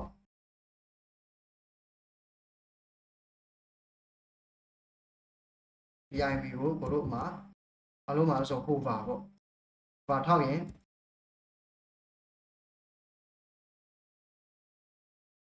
sorry over ထောက်ရင်ဘာလို့မှာလဲဆိုတော့မတွေ့တာတခါအဲ့သူရေးတာဒီပါပြီ sorry အဲ့ဆိုရင်ကိုတို့တစ်လုံးချင်းပဲရေးမယ်နော် over ထောက်ရင်ဘာလို့မလဲဆိုတော့ဥမာအခုကိုမြင်တာအောင် background color ပဲချိန်လိုက်မယ် background color ဘာပြရဆိုအပြာရော blue color ပြလိုက်မယ်ဆိုတော့နော်မြင်တာအောင်နော်မှန်တော့ကိုတို့ skill box ထဲကဗာလဲ DIV ဆိုတာဒီ box တစ်ခုပေါ့ဟုတ်လား box တစ်ခုမှာ span ရှိမယ်တွေးစာရှိမယ်ဗာလဲ box တစ်ခုဘာဆို skill box DIV ဆိုတော့ဒီမှာလဲ DIV ဒီမှာလဲ DIV ဒီမှာလဲ DIV မှာလဲ DIV အဲ့ဆိုရင်ဒီ၄ခုစလုံးမှာ alpha ဖြစ်မှာ box ရဲ့ box ၄ခုစလုံးမှာပေါ့ဒီပေါ်တွေကအဲ့ဆိုရင်ဒီမှာရှိတွေ့လားနားလိုက်မယ်နော်အဲ့ဒီဟိုဒါယူလိုက်တာ over ယူလိုက်တာနားလဲနော် နားလဲပါတယ် okay အဲ့ဆိုရင်မှာဆိုရင်ဒါလေးခုစလုံး effect ဖြစ်ပြီဆိုတော့အခုတို့ဘာလုပ်ရှင်လဲဆိုတာကိုရေးချလိုက်ရုံပဲအဲ့ဆိုရင်ဘာလုပ်မှာလဲခုနအတိုင်းပဲဘာလုပ်မှာဆိုtransform translate translate y နော် transform translate y minus 5p8 အဲ့ဆိုရင်ဒီလားပေါ်ရောက်သွားတယ်ဒီလားနော်ချမယ်နော်အဲ့ဒါမဲကိုကဒီ ရပါ လို တယ် ဒီလိုမျိုး transform 8ခုမကြိုက်ဘူးကွာကြိုက်တော့ကိုဘာလဲဆိုတိုက်တုံး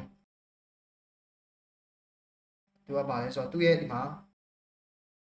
သူ့ရဲ့မူရင်း original ရှိတဲ့ site ကိုသူကထက်ကြည့်လိုက်တယ်ဗောသဘောတရားပုံမှာ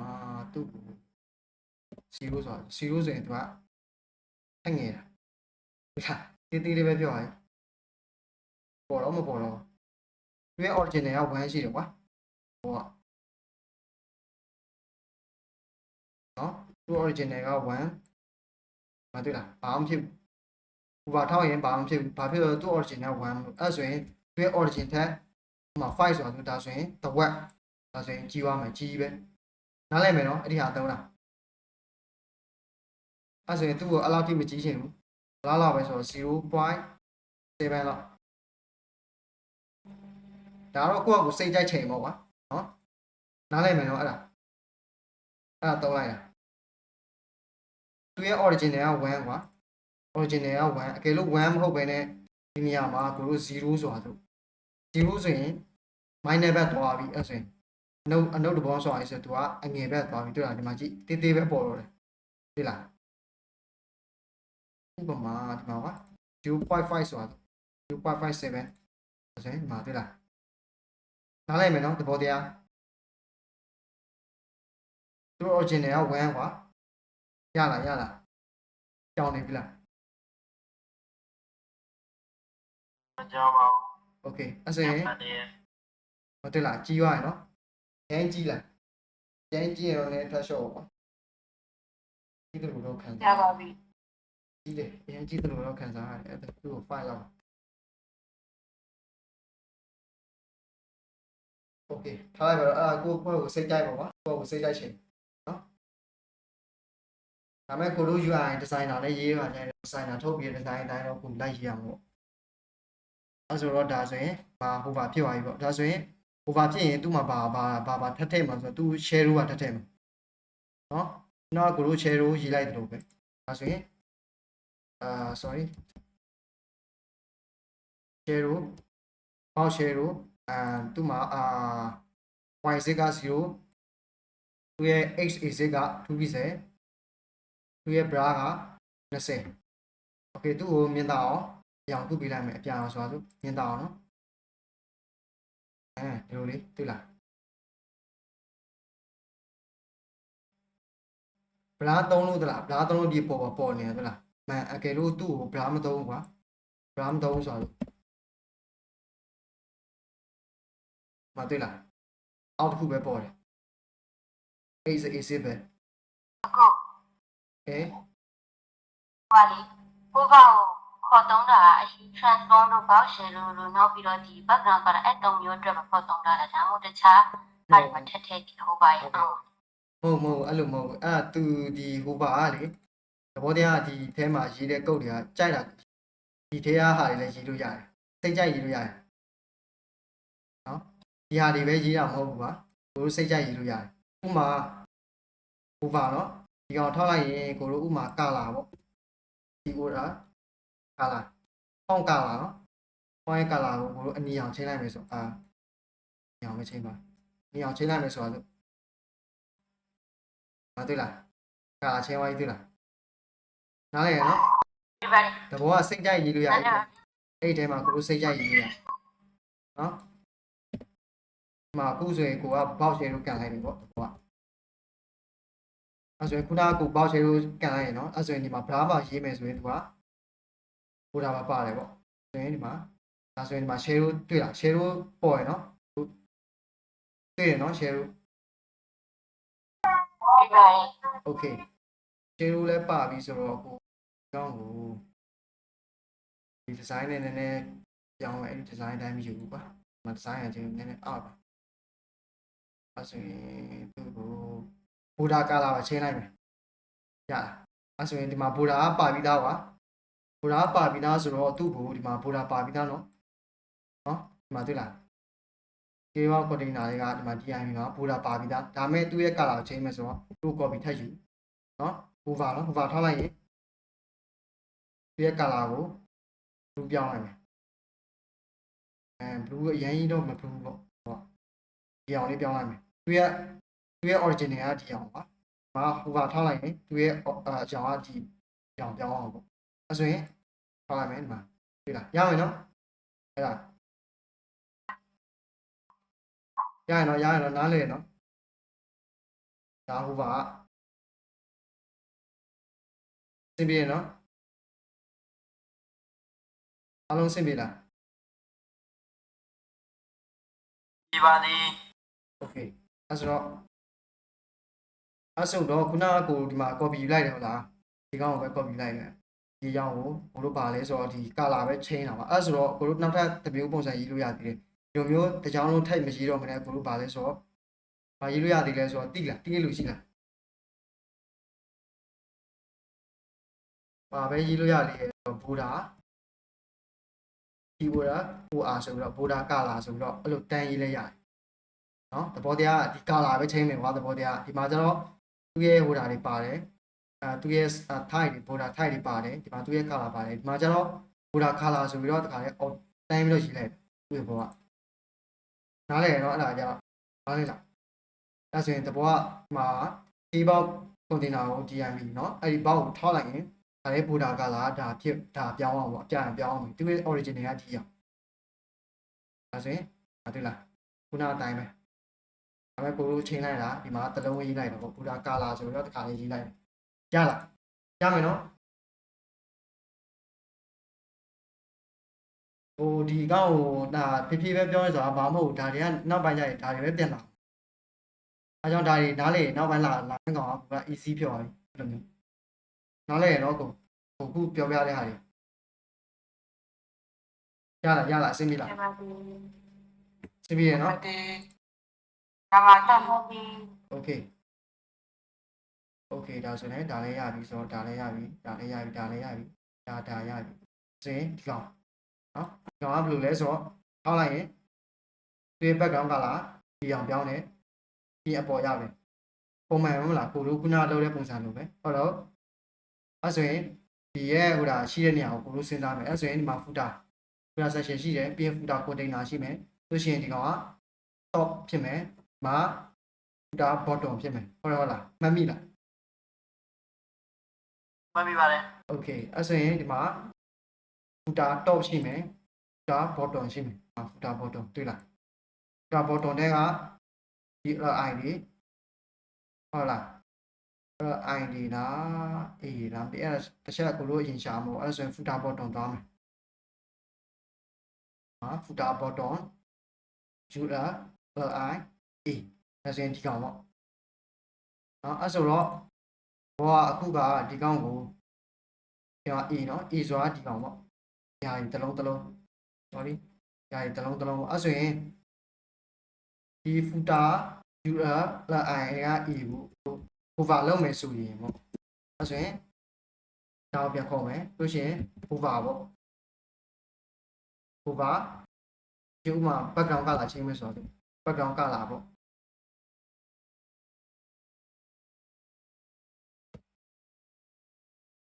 background color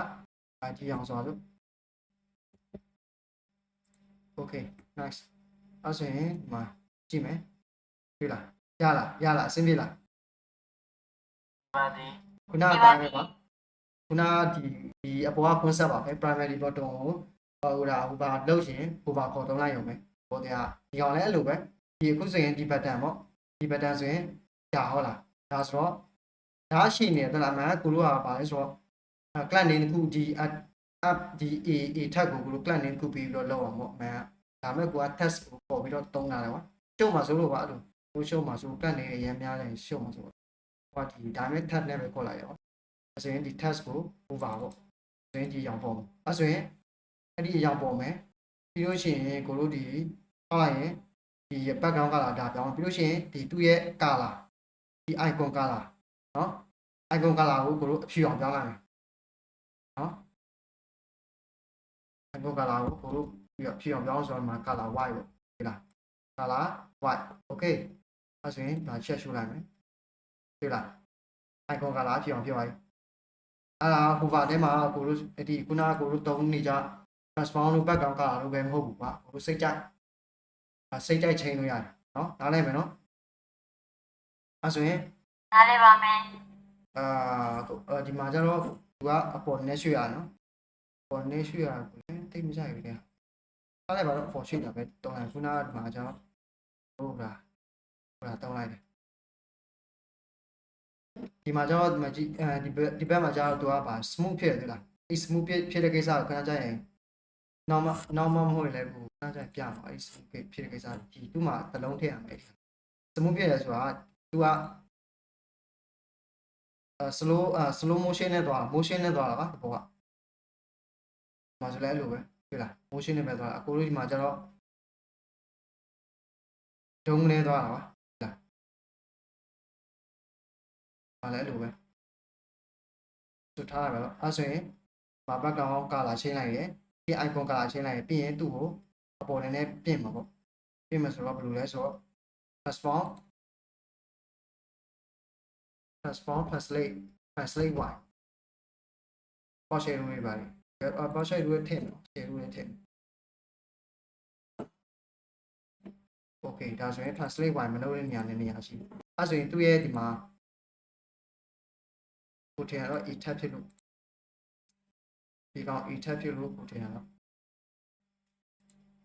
အဲဆိုရင်သူ့ဘက်မှာ display line plot change ကြည့်မယ်နော်ခဏနော်ကိုစမ်းကြည့်တာနော်ဟုတ်တယ်ဟာဒီမှာတွေ့လားဒီမှာဒီနားမှာ alpha ဖြစ်နေတယ်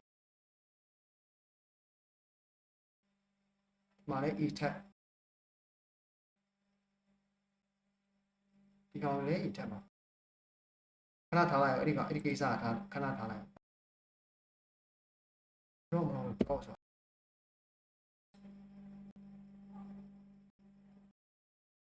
ဖလက်လည်းပါတယ်ဒါဖလက်ကိစ္စလည်းပါဖလက်တုံးတာလို့ဒီကောင်ရွှေ့ရင်ဒီကောင်လည်းရွှေ့โอเคအဲ့ဆိုထားလိုက်ပါတော့အဲ့ဒီကိစ္စထားလိုက်အဲ့ပါကိစ္စဘာလို့ဒီနှလုံးရှိတော့ဒီမှာလည်းအလုံးမလုံးရွှေ့ပေါ့မာနေကြတော့ရွှေ့တယ်မာကခုန transform translate y ထည့်ရတယ်ကွာမာအမှန်ရွှေ့ရမယ်မရှိဘူးထားလိုက်နော်နောက်မှဆက်ရှင်းလိုက်အဲ့ဒီကိစ္စအဲ့ဆိုရင်ဒီကောင်ရပြီဒီကောင်ရပြီဆိုတော့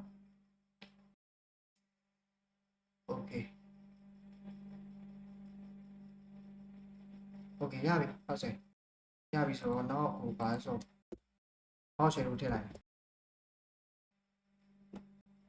ပေါက်ရှယ်လို့ဒီမှာ okay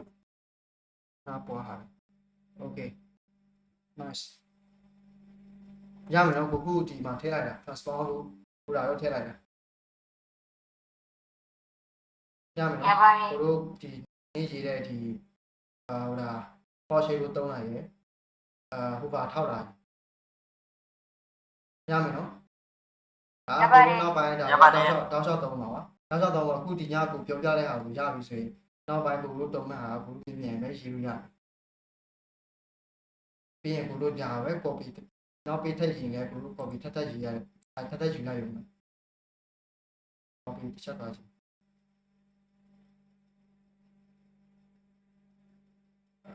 တွေ့လား copy မှာဒီ pattern ပဲအဲဆိုအဲ့ဒီ pattern လည်း primary ကိုပြန်ခေါ်လိုက်ရုံပဲ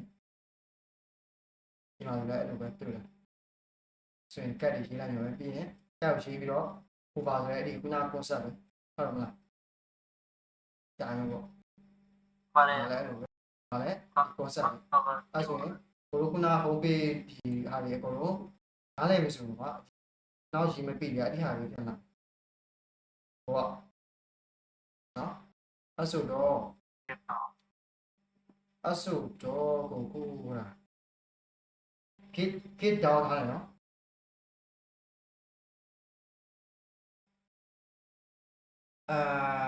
ဆက်ရှိတဲ့လူဘယ်နှယောက်ရှိလဲယောက်ျားလေးပဲပြောယောက်ျားလေးအခု2ယောက်ပဲ ဟုတ်ကဲ့ စနဲ့ join လာဘယ်နှယောက်လဲ စက်နဲ့ဒီနေ့မ join ရဘူး ဘသူ join လဲဆက်နဲ့ဘသူမှမ join လားအပေါ်ကအဲ့ဒီမှာအပေါ်က window မဟုတ်တော့ဟိုဆန်းလို့မရဘူးအဲ့ဒါတယောက်ဆန်းခိုင်း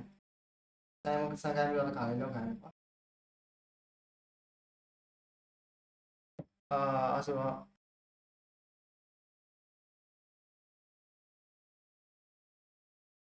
အဲ့ဆိုတော့အခုဒီမှာဆက်တရားဟိုမ join ဘူးရှိလား join လို့ရှိလား main လေးမှာရှိလား Này đang vào. okay အဲ့ဆိုတော့ဖုန်းနဲ့ပဲ join ကြတယ်ပေါ့နောက် meeting ကြရဟုတ်လား laptop နဲ့ join ရောယောက်ျားလေးတွေက ဟုတ်ကဲ့ အခုဟိုတာလေအဲ့ဒီ git ကို install ဘယ်လိုတင်မယ်ဘယ်လိုလုပ်မယ်ဆိုတာကိုနည်းနည်းပြချင်လို့ပါနော် ဟုတ်ကဲ့ပါ ပါဆိုအဲ့ဒီ git ကိုလုပ်မှာလဲဆိုတော့ကိုတို့ကအခုနေတော့ဒီရေးထားတဲ့ code တွေပါရေးထားတဲ့ code ကိုကကြည့်ပြီးဖို့ဒီကရွယ်ချက်ပါအဓိကကိုကတော့ကြည့်ပြီးဖို့ပါအမှန်တော့အဲ့ဒီ git ကိုတုံးနေဆိုတာတကယ်ဒီလုပ်ငန်းခွင်မှာလည်းအဲ့ဒီ git တွေတုံးတယ်နေတော့ဒီ what ကိုတို့ဒီနယ်ပယ်ကနေတွားရမယ်ဆိုရင်တော့git ကိုတော့မဖြစ်မနေကိုလေးလာအောင်ပဲဒါပေမဲ့ကိုခုပြောပြမယ့်ဟာတော့အရင်ဟိုဒီတေးကြတော့ပြောပြအောင်ပေါ့ကိုလက်တော်သုံးဖို့အတွက်ပဲပြောပြပေးမယ်နော်အဲ့ဆိုတော့ဒါတစ်ချက်ကြာကြည့်လိုက်မယ်ဆိုကိုနည်းနည်းပြောပြလိုက်မှာပါလေးလာမယ်နော်အဲ့ဒီ git နဲ့အဲ့ဒီ git ကိုတော့လေးလာမယ်ဒါဖြစ်မနေနေတော့လေးလာမယ်ဒီနေရာမှာသွားမယ်ဆိုရင်ပေါ့ဘာကိုလို့အလောလောတဲ့ခါကျရင်ဒီဟာတွေကတုံးပါပါဆိုတော့ဒီမှာနည်းနည်းရှာပြအောင်ကို screen ထက်ရှယ်တာတွေ့ရနော် ပြပါသည် yes yes ဟန်လို့ရှာရပုံလေးဆိုတော့ဒီမှာရှာနေအဲ့လိုကောင်းမှာကြည့်လို့ကောင်းမှာပေါ့ This is a software solution to use and manage and different type of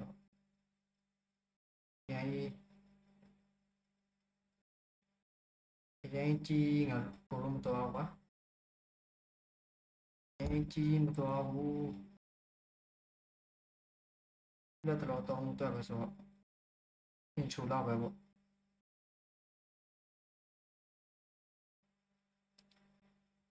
อินโทรလောက်ပဲကိုတို့အများကြီးသိကြမလို့ဒီအခုကဒီနဲ့ကိုလည်းဆေးရှော့အောင်ပါဆိုMachine control system okay so coaching ထားလိုက်ပါတော့ကိုဟိုတာနဲ့ပဲချက်ကြည့်ပြီးမယ်တစ်ချက်သွားမိလိုက်ကိုမေးတာတော့ရှိအဲ့ဆိုရင်ကိုတို့မှာ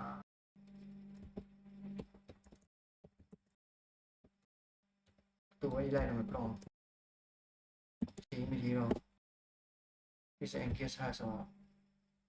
case ကတော့ကိုတို့ဒီဟိုတာပေါ့ local machine control system ဒီမှာလည်းရှင်းရတယ်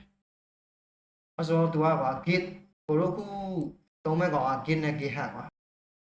နေလို့မှတ်ထားမှာ git ကတော့ကိုတို့ဆက်တယ်မှာရှိနော်မှတ်ထားတော့ဒီဟိုတာဒီတေးတော့မဟုတ်သေးဘူးကွာကိုတို့ဒီတေးကြတော့နည်းနည်းကိုတို့ဒီတေးတော့လေးလာတဲ့အခါကျတော့ဒါပေမဲ့ကိုခဏကြိုက်ဗီဒီယိုဟိုတာပို့ပေးမယ်နေတော့အိုင်လေးလာပေါ့မဖြစ်မနေလေးလာမှာနော်ဒီ git နဲ့ github တလား git ပေါ့အဲ့ဆိုတော့ git ကြတော့ကိုတို့ဒီ set ထဲမှာရှိမှာကိုတို့သုံးနေတဲ့ set ထဲမှာရှိမှာ github ကြတော့ online မှာရှိမှာဟုတ်နော်အဲ့ဒီနှစ်ခုမှတ်တာနော် git ကြတော့ကိုတို့ set ထဲမှာရှိမှာ github ကြတော့ online မှာရှိမှာနားလည်လား Okay ပါ okay နားလည်ပါသည် အဲ့ဆိုတော့ gate ဆိုတာဘာလဲပေါ့ gate ဆိုတာကကျွန်တော်ဒီမှာရေးတာ version control system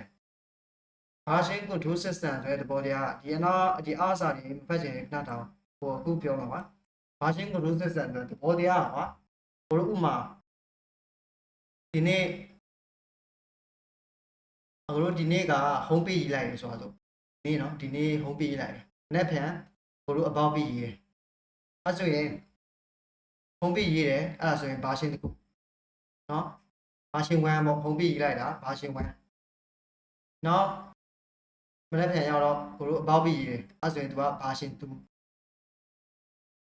နော် version တစ်ခုဖြစ်သွားပြီနော်အဲ့ဆိုရင်အကိုတို့က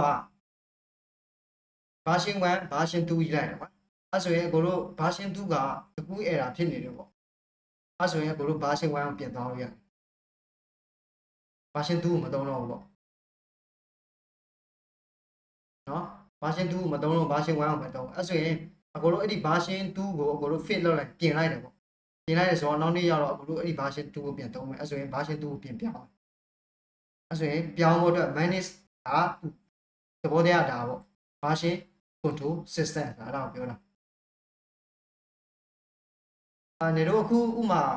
mobile DJ တို့ပတ်ချီတို့ဘာလို့စော့မှာပေါ့ကိုတော့မစော့ဘူးကွာနေတော့တော့စော့မှာပဲအဲ့ဆိုရင်ဥမာပတ်ချီဆိုရင်သူကခဏခဏ update လုပ်တယ်ဟုတ်တော့လား ဟုတ်ပါတယ် update ခဏခဏတင်ခိုင်းတယ်ကွာပတ်ချီလေးဆိုရင်အဲ့ဒါပဲသဘောတရားအဲ့ဒါပဲဥမာနောက်အကိုတို့ဒီမှာအကိုတို့ဒီအခုရေးနေတဲ့portfolio website ဆိုတာ portfolio website ဆိုရင်အခုဆိုရင်အကိုတို့ PUI ရေးလို့ PUI ဆိုတာ PUI ဒါပေမဲ့နောက်2029လောက်2028လောက်ရောက်တဲ့ခါကျတော့နောက်ထပ် version တစ်မျိုးပေါ့ UI ထပ်ချိန်မယ်ဆိုတော့ဟုတ်လားဒါဆို version ပြောင်းသွားပြီ version 2ပြောရပြီပေါ့အဲဆိုရင်အဲ့ဒီ user ကအဲ့ဒီ version 2ကိုသုံးမယ်ဆိုရင်သူကသူ့ကို update လုပ်ခိုင်းမှာဘယ်လို software ဆိုရင်ပေါ့ဒီ application သုံးနေတဲ့ကိုတို့ mobile မှာသုံးနေဆိုရင်သူက update လုပ်မှပဲ UI ကချိန်မှာပေါ့ mobile DJ တွေမှာဆိုလည်းအဲ့လိုပဲလေကိုတို့ပတ်ကြည့်ဒီမှာဆိုလည်းအဲ့လိုပဲဟုတ်တယ်မလား UI ချိန်သွားတယ်ပေါ့ဥပမာ graphic ကောင်းတယ်ပေါ့ဟုတ်တယ်မလား graphic ကိုကောင်းရတယ်ပေါ့ ဟုတ်ပါတယ် ဟုတ်တယ်မလားအဲ့လိုတဘောအဲ့ဒါဆိုရင်အဲ့ဒါက version control system နေလားဟို update မလုပ်ဘဲနဲ့သုံးလို့ရလားရတယ်တချို့ app တွေကတော့ရတယ်ဒီပတ်ကြည့်လို့ပါလို့ဆိုမရဘူးဟုတ်တယ်မလားသူက update လုပ်ခိုင်းတယ်ဘာမလုပ်ဘူးဆိုရင်ကိုပြန်ထွက်လိုက်ရင်သူကပြန်ထွက်အောင်ဟုတ်တယ်မလားအဲကြောင့်သူက update မလုပ်ရင်မရဘူးပေါ့သူအဲ့ဒါကြတော့ update မလုပ်လဲသုံးလို့ရတယ်ကွာတကယ်လို့ဒီဟို messenger တို့ဘာလို့ဆိုမှလဲဥမာကိုတို့သူ update လုပ်ခိုင်းတယ်ကိုက update မလုပ်ဘူးဆိုရင်ဟိုပုံလို့မရတော့ဘာလို့အဲ့လို error ဖြစ်တယ်မလားကြုံဘူးလားအဲ့လိုတွေပုံလို့မရတော့တာတို့ဘာလို့ဖြစ်တယ်လေဒီ messenger မှာဆိုရင်ဒီခါလေးကြရင်ပုံလို့မရဘူးဆိုရင်ကိုတို့ဒီမှာသူရဲ့ဒီ play store မှာကိုတို့ update သွားလုပ်လိုက်ရင်ပို့လို့ရပါပြီအဲ့လိုပြန်ပို့လို့ရပါတယ်ပေါ့ဒါအဲ့လိုတွေပေါ့ဒါက version control system ကသဘောတရားအဲ့ဒါနားလည်လားအဲ့ဒါ version control system ဆိုတာနားလည်မယ်နော် နားလည်ပါပြီ okay တွေ့လားဒီမှာ UI update တော့ရှိတာမှာ login page မှာဆိုရင် back page ကသူ့ရဲ့ error တင်လိုက်တယ်ပေါ့သဘောတရားနားလည်မယ်နော်အဲ့ဒါပေါ်ရန်လောက်ပဲကွာကိုတို့ detail data လေ့လာတဲ့အခါကျရင်တော့အဲ့မှာသူ့ရဲ့ concept တွေကို data နားလည်မယ်အခုလက်တော်ကတော့ကိုတို့က beginner ဆိုတော့ကိုအများကြီးပြောလိုက်ရင်စိတ်ရှုပ်ပါဆုံးဟုတ်လားနော်အဲ့ဆိုတော့ gain hack နော် gain hack ဆိုတာပါလေပေါ့ gain hack ဆိုတာကdata ပေးတော့ကြားဦးမှာပေါ့နေတော့ ဟုတ်ပါတယ် database cloud ကောကြားဘူးလား cloud လို့ရေးထားတယ် cloud တော့ကြားဘူးလား cloud server တော့ကြားဘူးလားကြားဘူးနော် ကြောက်ပါ okay သဘောတရားကလည်း cloud server အခုကိုတို့ဥမာနေတို့ database ရောလေးလာဘူးလေလူတော့ရှိလေးလာဘူးလေ concept သဘောတရားတော့ database ဆိုတာကွာ data သိမ်းပေးတာပေါ့နော်ကိုတို့ခုတုံးတယ်ဥမာ MySQL တို့ဘာလို့ဆိုရင်နေတို့ကြားဘူးမှကြားဘူးလေအဲ့ကျတော့ live တို့ဘာလို့ရှိတယ်ဗော MongoDB တို့ဘာလို့ရှိနော်အဲ့ဒါဆိုရင်ကိုတို့ဒီ local မှာ run တာဗောအဲ့ဒီကောင်ကြီးက MongoDB တို့ဘာလို့ဆိုရင်တော့သူက local မှာ run တာတော့မဟုတ်ကိုလည်းမလေးလာဘူးတော့ကိုလည်းတေချာမသိဘူးအဲ့ဒီကောင်ကြီးပြောကြတော့ကိုတို့လေးလာကြတော့ဒီမှာ SQL live တို့ MySQL တို့Firefox တို့ကြတော့ဒါ ပါတယ်ဟိုဒါပဲဒီသဘောတရားတွေပဲ cloud story cloud base ပဲဒီက cloud နဲ့သဘောတရားဒီ online တွေ store တာပေါ့သဘောတရားဟိုနောက်ပိုင်းဒီ project တွေတကယ် reality project တွေတကယ်သုံးမဲ့ project တွေလုပ်တဲ့ခါကျရင်ကိုတို့ရဲ့ data base ရလေဒီ cloud နဲ့ပဲထည့်ရမှာ cloud data base ကိုသုံးရမှာ cloud server ပေါ့ကိုတို့ဝယ်ပြီးတော့သုံးရမှာနော်ကိုတို့အခုလက်ရှိလုပ်နေတဲ့ဒီအခုမှပုံနေသိမ်းနေပါလားအခုနဒီ portfolio ပုံနေပါလေဆိုရင်လည်းကိုတို့ကဒီကိုတို့ရဲ့ဒီ project file ထဲမှာရှိတယ်ပေါ့ကွာခုလက်တော်ဆိုရင်ကဲလို့ကိုတို့တကယ် project တွေလုပ်တဲ့ခါကျရင်ဒီပုံတွေကဒီ file ထဲမှာရှိချင်မှရှိမှာနော်ကိုတို့ဒီရဲ့ cloud database မှာရှိမှာအဲ့ cloud database ရဲ့ဒီမှာကိုတို့ဒီ project ကိုပြန်ယူတာနော်အဲ့ကြောင့် cloud server တွေကိုတို့ဝယ်ရမှာကွာအဲ့သဘောတရားပဲဒီအခု git ကလည်းသဘောတရားကကိုတို့ရဲ့ GitHub ကကွာ GitHub ပေါ့နော် GitHub ဆိုတာကကိုတို့ရဲ့အခုဒီ repository ဆိုတာသဘောတရားကိုတို့အခုရေးနေတဲ့ project ပေါ့ကွာ project ကိုကိုတို့က GitHub ပုံမှာတင်နိုင်မယ်ဆိုရင်ဒီ repository အနေနဲ့သူကတင်တယ်ကွာ project အနေနဲ့လည်းတင်တယ်ကွာကိုသူကတင်ပြီးတော့ပါနေတဲ့သူတင်နေဆိုတော့ဒီ cloud ထဲမှာသူ online database online server နဲ့သူကတင်ပြီးတော့ကိုတို့ရဲ့ project နားလည်မယ်နော်အဲ့ GitHub အကြောင်းတွေ့လားဒီမှာ code ကို internet ပေါ်မှာတင်ထားနိုင်တယ်ပေါ့နော်နားလေလားကိုပြောတာဒီအခုကိုတို့လုပ်တဲ့ project ကဥမာကိုတို့ Facebook မှာပုံတင်တယ်လို့ပေါ့ကွာနော် Facebook မှာပုံတင်လိုက်တယ်ဟုတ်လားပုံတင်လိုက်တော့တခြားကိုရဲ့ friend ဖြစ်တဲ့လူကသူ့ကိုဘာလုပ်လို့ရမလဲ like ပေးလို့ရမယ် comment ပေးလို့ရမယ် share လို့ရမယ်ကိုရဲ့ပုံစီလို့ရမယ်ဟုတ်လားဒီလိုတွေကလည်းအဲ့လိုပဲကိုရဲ့ဒီမှာကျတော့တမျိုးပေါ့ကွာကိုတို့ project တစ်ခုလုံးကွာ project တစ်ခုလုံးကိုကိုတို့ GitHub မှာတင်လိုက်တယ်အဲ့ဒီ GitHub မှာတင်ဖို့အတွက်ဆိုရင်ကိုတို့ကဗာလဲချိန်ရမှာဆို Git ချိရမှာ Git ချိမှာ Git နဲ့ GitHub နဲ့ချိန်ပြီးတော့ကိုရဲ့ project ကို GitHub မှာသွားတင်ပေါ့ဒီပေါ်တရားကနော်နားလည်မယ်နော် GitHub မှာသွားတင်တော့ကိုရဲ့ project ကိုတခြားဥမာကိုတို့ group နဲ့ project လုပ်တော့မယ်ဆိုပါစို့လူအကယ်တော့ကိုတို့ group ဒီမှာကိုတို့ဘယ်နှယောက်ရှိရ17ယောက်ရှိရနော်ကိုတို့ group ဒီမှာ17ယောက်ရှိအဲဆိုရင်ကိုတို့ဒီ project ကိုကိုကတင်နိုင်မယ်ဆိုတော့ဒါဆိုရင်နေတို့ကအဲ့ဒီ project ကို clone ဆိုတာယူထည့်လို့ရတယ်နေတို့ set ထဲမှာနေတို့ set ထဲမှာ git ရှိမယ်ဆိုရင်ပေါ့ git ရှိမယ်ဆိုရင်နေတို့ set ထဲမှာကိုရေးတဲ့ project ကိုနေတို့ clone လုပ်လို့ရယူထည့်လို့ရ copy ထည့်လို့ရတယ်ပေါ့အောင်းလို့တော့ပေါ့ကွာဒီဘောတရားထည့်လိုက်ပြီးတော့နေတို့ပြန်ပြီးတော့အကိုအဲ့ဒီအကိုရဲ့ဒီအကိုရဲ့ repo ပဲပေါ့ကိုရဲ့ project တွေမှာပြန်ပြီးတော့ပြန်တင်အဲဆိုရင်နေတို့ပြန်ဒါသဘောတရားကဒီ project တစ်ခုကိုပဲကိုတို့တင်းမှန်ပါဥမာ17ယောက်ရှိရင်17ယောက်လုံးကကိုတို့ပြင်လို့ရတယ်တင်းနဲ့အလုပ်လုပ်တဲ့ခါကျရင်ဒီ Git နဲ့ GitHub တွေကလိုလာနိုင်မယ်ကွာကိုတို့ဒါမဲ့ကိုတို့ခုလက်တလောကတော့ကွာကိုဘာလုပ်စီရှင်လဲဆိုတော့ကိုတို့နေတို့ project ကို GitHub ပေါ်မှာတင်မယ် GitHub ပေါ်မှာတင်ပြီးတော့အကိုကနေတို့လောက်ထားတဲ့ဟာကိုကိုကဘာလဲဆိုတော့နေတို့ရဲ့လောက်ထားတဲ့ project ကိုကတစ်ခုချင်းကိုတယောက်ချင်းကိုကဝင်ကြည့်မှာနော်ဝင်ကြည့်ပေါ့နေတို့ဘာတွေရေးထားလဲအဲ့လိုပေါ့ကြည့်မှာနားလည်မယ်နော်နေတို့Facebook မှာပုံတင်တယ်လို့ပေါ့ကွာနေတို့ပုံတင်လိုက်မယ်အဲ့ဆိုရင်ကိုကဝင်ကြည့်မယ်ပေါ့အဲ့လိုမျိုးရမယ်နော်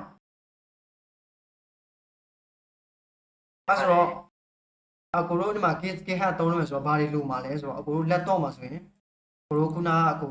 ခဏ down ခိုင်းထားတဲ့ Git လိုမယ် Git install တင်ရမယ်နော် Git install တင်ပြီးတော့ကိုတို့နောက်ထပ် GitHub Git လိုမယ်နော် laptop မှာဆိုရင်ဖုန်းမှာဆိုရင်တော့ Git မလိုပေါ့ဖုန်းမှာဆိုရင်တော့ကိုဖုန်းမှာကျွန်တော်လုပ်တဲ့ပုံစံတစ်မျိုးကိုထပ်ပြမယ်နော်အဲ့ဆိုရင် laptop မှာဆိုရင် Git Windows ထဲမှာပေါ့ Git install တင်ထားရမှာပေါ့တင်ထားပြီးတော့ GitHub မှာကျတော့ account ဖွင့်ထားရမယ်နားလည်မယ်နော် GitHub မှာကျတော့ GitHub account ဖွင့်ထားရမယ်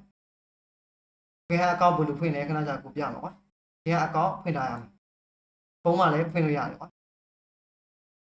ရမယ်နော် laptop မှာဆိုရင် Git install တင်ရမယ်ပြီးလို့ရှိရင် GitHub account ဖွင့်ထားရမယ်ဖုန်းမှာလည်း GitHub account ဖွင့်ရမယ်နော်ဒီဖုန်းမှာကျတော့ Git သွင်းစရာမလိုဘူးပေါ့ဖုန်းမှာကျတော့ GitHub account ဖွင့်ထားရမယ်နော်ဒါတွေက combine နဲ့ထားလိုက်ပါတော့အကိုတို့နေတို့မသွင်းရသေးဘူးဆိုတော့အခုဒါတွေပြဖို့ကျတော့ထားလိုက်ပါတော့အဲဆိုတော့အကိုတို့ GitHub account တစ်ခုဖွင့်မယ်နော်ဆိုရ ဒီကောင်တွေကိုအကုန်လုံးဖြတ်ထားလိုက်ဖုန်းလေးမှာလည်းဖွင့်ထားနော်ဟုတ်လားအဆိုရင်ကိုတို့ဖွင့်တဲ့ဟာကိုတို့ဖြတ်တာနော်ဒီဟတ်ဆိုတော့ကေဟတ်နော်ဒီမှာကိုကဒီမှာဖွင့်ထားပြီးသားဆိုတော့မှာတွေ့လောက်တာရဲ့ project တွေကွာဒီမှာကြောက်ရမှာတွေ့လားကိုတို့ကိုညံထောပေါ့ကိုတို့ front side ဆိုပြီးတော့တွေ့ရဟိုလားဘာလို့ဆိုတော့သူတို့ဖွဲ့ထားတဲ့ project ကိုတင်းနဲ့လောက်တာပြည့်တဲ့အတွက်အခုမှလည်းလာပေါ့နော်ဒီမှာတခြားလူလည်းရှိသေးတယ်ကွာနော်ကို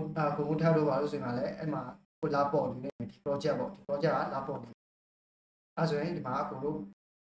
ဒီမှာဒီ project ဆိုတော့ဒါ form အဲ့ဆိုလည်းဒီမှာ backend ဆိုပြီးတော့ရှိသေးတယ်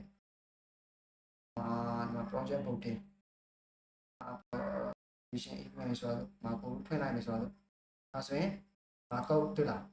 ဆိုရင်ကိုတို့ download လုပ်လို့ရတယ်clone ဆိုတာလည်းတူတူပဲကိုတို့ set တယ်ကို download ထည့်တာပေါ့ဒါပေမဲ့နည်းနည်းဟွာတာထားလိုက်ပါတော့အဲ့ဒါရောထားလိုက်ပါနော်မ download လိုက်ဆိုရင်ဒါဆို project ခုတော့ကိုစီမှာရောက်အောင်ဒါဆိုရင်ကိုပြင်မယ်ပြင်ပြီးတော့ပြန်တင်လိုက်မယ်ဒါဆိုရင်ကိုတို့တင်းနဲ့အလုပ်လုပ်နိုင်ဒီ head တွေနဲ့နားလိုက်မယ်နော်အဲ့ဒါ နားလည်ပါပြီ ။ဒါလည်း brand တွေပါရှိတယ်ထားရပါတော့အဲ့ဒီ brand တွေကိစ္စတွေကထားရပါတော့နော်။ကိုတို့ကြယ်လေးလာတဲ့အခါကျမှအဲ့ဒါကြတော့သိချာသိလိမ့်မယ်လား။ဒါမဖြစ်မနေဘူးကိုတို့ဒီ level သွားပြီဆိုတော့ဒီကောင်က game hand လားဒီကြတော့ကိုတို့ game hand ကြတော့ဖြစ်မနေလေးလာကွာ။အဲ့ဆိုတော့ကိုဒီမှာတော့ဖတ်လိုက်။စာအောင်လုပ်လိုက်။ Okay ပထမဆုံးမှာကိုပြန်လို့ဝင်လိုက်မယ်ဆိုရင်ဒီဟာ sorry ဒီဟာနော်ဖုန်းထဲမှာလည်း Chrome မှာနော် Chrome မှာ GitHub လို့မြင်လားသူ့မှာ mobile app လည်းရှိတယ်ကွာ mobile app ရှိတယ်ဆိုမဲ့သူကနည်းနည်း feature တွေတိတ်မကောင်းအဲကြောင့်ဖုန်းကနေပဲတော့လိုက်ဟုတ်လားဖုန်းကနေမှာဒီလိုမျိုး GitHub လို့ရိုက်ထည့်လိုက်ဒီလိုလေးပေါ်နေမယ်နော်အဲဆိုရင်ဒီမှာ sign in ရှိတယ် sign up ရှိတယ်အဲဆို sign up ကိုသွားပြီးတော့မဆိုရင်တွေ့လား continue with okay ဆိုပြီးတော့ရမယ်နော်ဒီမှာကိုတို့ဒီမှာ email တွေထည့်ဝင်လို့ရတယ်ကွာအမျိုးဝင်လို့ရတယ်နော်အဲ့လိုမျိုးဝင်ချင်ဘူးဒီမှာ continue with okay ဆိုပြီးတော့တိုင်းရသွားလိုက်ရတယ်နော်ဆိုရင်ဒီမှာ continue with okay အဲဆိုရင်ဒီမှာကိုယ့်ရဲ့ email တွေ့လားအဲဆိုရင်ကိုယ့်ရဲ့ email ကိုနှိပ်လိုက်ရမယ်ဒါမဲ့ကိုကဒီ email နဲ့ကိုဖွင့်ထားပြီးသားဆိုတော့ဟုတ်လားကိုဖွင့်ထားပြီးသားဒီမှာကိုရဲ့ဖုန်းထဲမှာသူကဟိုတာ verification သူလာလုပ်နေဖွင့်ထားပြီးသားဆိုတော့နေလို့ stand နဲ့တူမှာတော့မဟုတ်ဘူးဖွင့်ရတဲ့ပုံစံနဲ့တူမှာတော့အဲဆိုတော့ကိုဒီမှာခဏတော့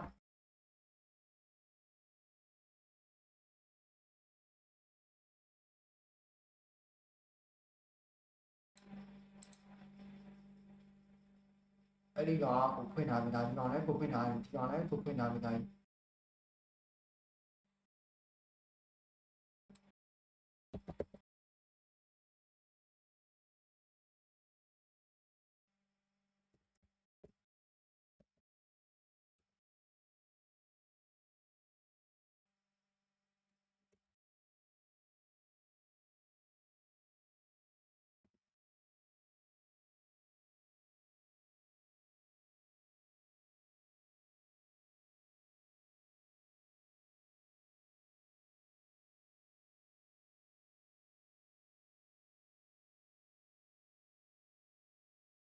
ခဏလေးနော်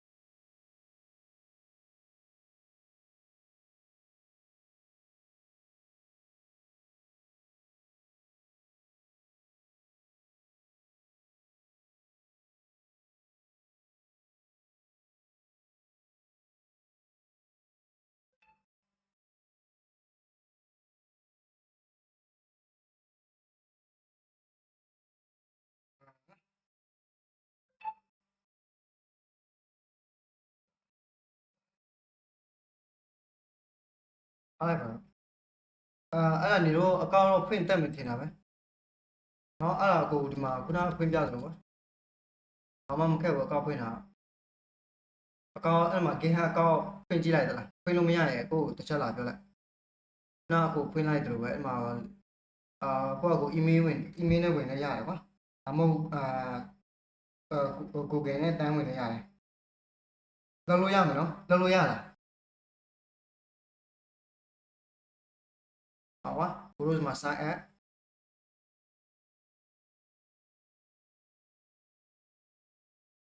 app ဒီမှာ continuous Google ဆိုတော့တန်းဝင်လိုက်ရုံပြီးတော့ဒီမှာကိုယ့်ရဲ့ account ပေါ်လာမှာပေါ့အဲဆိုရင်ဒီမှာကိုကဘာလဲဆိုတော့ဝင်ထားပြီးသားပါဒီ account ဝင်ထားပြီးသားဆိုတော့နေတို့အဲ့ဒီမှာနေတို့ stand နဲ့တူမှာတော့မဟုတ်ဘူးသူက user name တွေပါရှိတယ်ဟုတ်လားအဲ့မှာ user name တွေပါထည့်တဲ့ခါကျရင်ကိုယ့်ရဲ့ name အတိုင်းထည့်သလားပေါက်ရရတယ်ဘယ်မထည့်ပါဘူးဆိုတော့သူကဒီအကိုတို့ဒီ git account တွေကဒီ github account တွေကပါကိုတို့လုပ်ငန်းခွင်ဝင်တဲ့ခါကျရင်လည်းဒီသူ့ရဲ့ company တွေကကိုယ့်ရဲ့ဒီ git account တွေသူကစစ်တယ်သူကကြည့်မယ်ကွာကြည့်တဲ့ခါကျရင်လည်းကိုယ့်ရဲ့ name တွေကပေါက်ရဖြစ်နေအဆင်မပြေဘူးကွာအဲအကြောင်းဟုတ်လားအဲကြောင့်ကိုယ့်ရဲ့ဒီprofessional system မဟုတ်ကွာကိုယ့်ရဲ့ name အတိုင်းပေးပေါ့ဒါ name တွေပဲထည့်ကြတယ်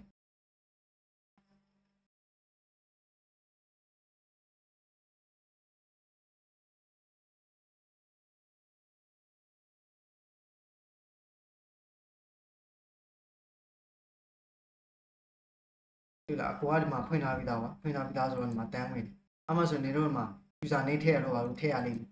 အဲဆိုရင်ဒီမှာ user name ထည့်တဲ့ပုံစံကွာသူကတော့ space ပါလို့မရဘူးပေါ့မကို name လေးတော့ပါအောင်ထည့်ကွာထည့်ခါရင်းနဲ့နော်ထည့်လို့ရမယ်နော်လုပ်လို့ရမယ်နော်ဒီအကောက်လုပ်တာတော့တခုတော့ခဲအကောက်တော့လုပ်ထားပြီတလားနောက် meeting ကြောင်းမှာကိုကဒီရဲ့ project ကွာဥမာဒီ project လားဟိုဒီ project ကိုလို့ git ပုံမှာသွားတင်မှာကွာGitHub ပုံမှာသွားတင်မယ်အဲ့ဆိုဘယ်လိုတင်မှာလဲပေါ့အဲ့ဆိုရင်ကိုကအခုမှဆိုရင်ဥမာဒါဆိုရင်ကိုကဒီမှာcommit post လုပ်လိုက်ရမယ်ဥမာမှာကြည့်ကိုတစ်ချက်ပြမယ်ပြမယ်ဆိုတော့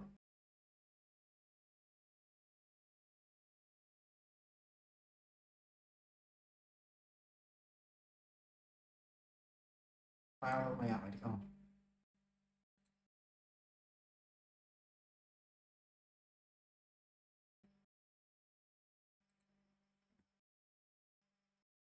ဒါတော့ဒီကောင်အဲ့ဆိုရင်ဒီမှာကိုတို့ခုလုပ်နေတဲ့ project ကဘယ်ကောင်လဲဆိုတော့ project beta learning program เนาะအဲ့ဆိုရင်ဒီမှာ commit 10ခုရှိတယ် commit 10ခုရှိတယ်ဒီမှာဒီ9တွေ့လားနောက်ဆုံးကိုတင်တာဒီ9ခုဆိုတော့ဒီညရေးတဲ့ဟာပေါ့ဒီညရေးတဲ့ဟာဆိုတော့အခုညရေးတာဥမာဒီတန်းဆိုတာဆိုဒီတန်းပြီးရှင် commit and post လောက်လိုက်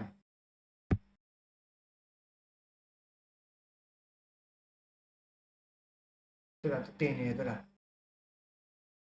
ဒါဆိုရင်ကိုတို့ဒီနေ့တင်တဲ့ဟာပေါ့အဲ့ဆိုရင်လာကြည့်လိုက်အဲ့ဆိုရင်ဒီမှာ refresh ပြန်လုပ်လိုက်ဒါဆိုရင်တွေ့လား D10 တွေ့လားအဲ့ဆိုရင်D10 ရှိတယ် D9 ရှိတယ်အရင်နေ့ဟာတွေပေါ့အဲ့ဆိုရင်အရင်နေ့ကကုတ်တွေပြန်ကြည့်မယ်ဆိုရင်fact commit ဆိုတော့ဒီမှာပေးကြည့်မယ်ဆိုတော့ဒီရဲ့ commit ကြည့်မယ်ဆိုတော့ဒါဆိုရင်ဒါကိုနှိပ်လိုက်ဒါဆိုရင်အဲ့ဒီနေ့ကရေးထားတဲ့ဟာပဲရှိတယ်တွေ့လားဒါဆိုရင်ဒီမှာhome page ဆိုတော့ home page ဆိုရင်ဒါပဲရှိတယ်တွေ့လားCSS ပဲဒါပဲရှိတယ်ဒါပေါ့ကိုတို့ commit တစ်ခုဆိုဥမာကွာကိုတို့ဒါဆိုဥမာဒါ version တစ်ခုပေါ့ကွာအဲ့လိုမျိုးပေါ့ဒါဆိုဒီနေ့အဲ့ဒီနေ့တော့ရေးထားတဲ့ဟာပေါ့ဒါဆိုနားလည်မယ်နော်ဥမာကိုတို့ဒီနေ့ပေါ့အဲ့ဆိုရင်ဒီနေ့ရေးတဲ့ဟာပေါ့ဒီနေ့ဟာဆိုရင်ဒီမှာဒီတန်းကိုနှိပ်လိုက်အဲ့ဆိုရင်ဒီမှာဒီနေ့ရေးထားတဲ့ဟာဒီနေ့ရေးထားတာဘာတွေပြောင်းသွားလဲဆိုတာတွေ့လားဒီနေ့နဲ့မနေ့ကကုတ်ဟိုတနေ့ကကုတ်နဲ့ဘယ်လောက်ဘာတွေချင်းချက်ဖြစ်သွားလဲပေါ့တွေ့လားဒီမှာဒီနေ့ကကိုလိုရေးရတဲ့ဟာဒီမှာ assistant ကကိုလိုရေးရတဲ့ဟာ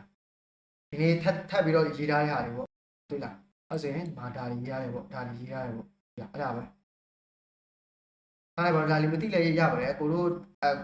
အလက်တော်သုံးမဲ့ကောင်ကအဲ့လိုကွာကိုတို့ project ကိုဒီမှာတင်မှာပေါ့ကွာတင်ရင်နေတို့ရေးရတဲ့ဟာကိုကိုကဝင်ကြည့်မယ်ဒီလိုမျိုး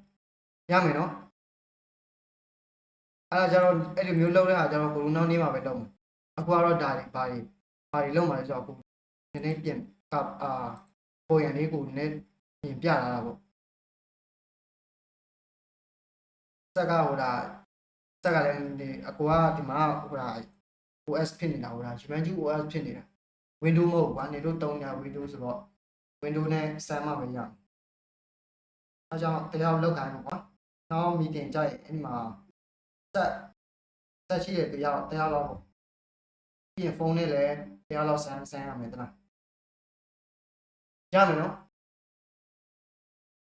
ဒီညပြောရတယ်ရတယ်လားတော်လုံး ရပါတယ် Okay ညပြောရတော့ဟိုဒါလေးတော့ပေါက်ရှယ်လို့တွေပါလေအဲ့လောက်ပဲ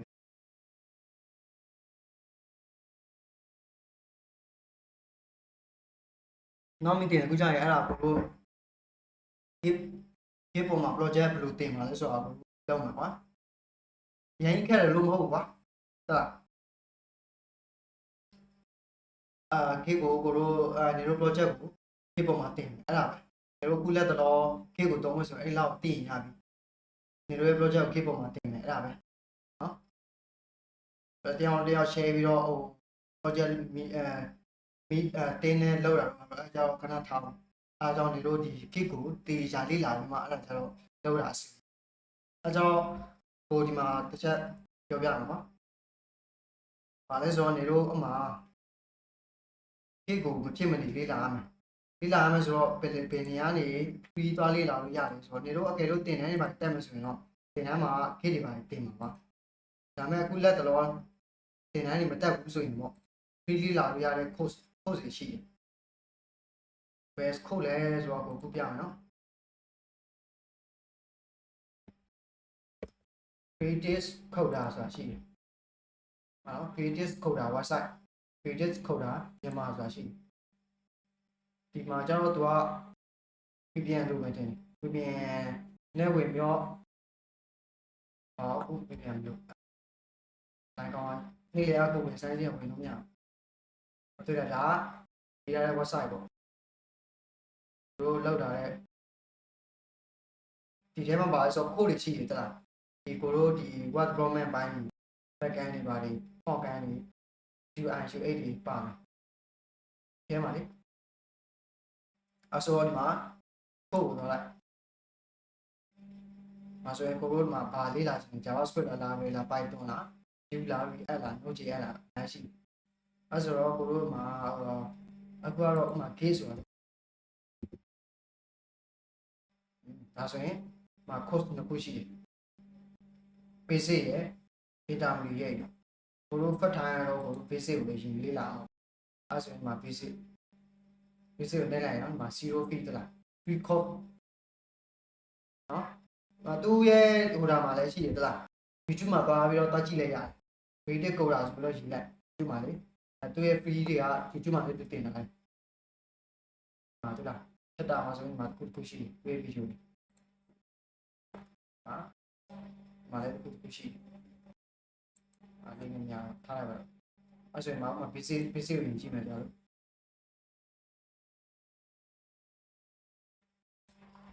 Hello အားလုံးပါ creative coder online course ကနေချောကျူလိုက်ပါမြတ်ဒီကျွန်တော်တို့ဒီအဲ့ဆိုတို့ဒီ video ကိုတော့ကြည့်ရတယ်နော်ရမယ်နော်အကယ်လို့ဒီမှာ website လေးဝင်ကြည့်ချင်ဘူးကွာ website လေးဝင်ကြည့်ချင်ဘူးဆိုရင်ရှိပြီဘာလို့ကိုဒီကောင်ကိုပြရဲဆိုတော့ तू ကဒီ gate တွေကမသိမနေလေးလာအောင်မလုပ်ပါအဲအကြောင်းကိုပြတယ်တလားအဲ့ဆိုရင် creative coder မြန်မာဆိုရင်အဲ့ဆိုရင်မရှိဘူးအဲ့ဆို page လေးကိုကြားလိုက်တော့အဲ့ဆိုရင်မသိလား video နဲ့ပို့လဲရှိပါဆိုတော့ဆက်တဲ့ပုတ်ရှိပြီနော် Hello အားလုံးပါ creative coder online course ကနေချောကျူလိုက်ပါမြတ်ဒီကျွန်တော် ကိုကြည့်တာတော့ဒီမှာတွေ့တာအဲမရောက်သေးဘူးကြည့်တာတော့လောက်ဒီမှာလေ အဆုံးထိမရောက်ဘူးဘာဖြစ်ဆိုတော့ဒီရှေ့ဟာတွေကကိုတို့ကတင်းနဲ့ project လုပ်တဲ့ခါကျတော့ဒါကတုံးတယ် friend မျိုးဖြစ်ဘူး friend မျိုးဖြစ်တော့ကိုလည်းဆက်ပြီးတော့ကြည့်ပါဒီအရှိန်တွေဆက်ပြီးနေရမှာ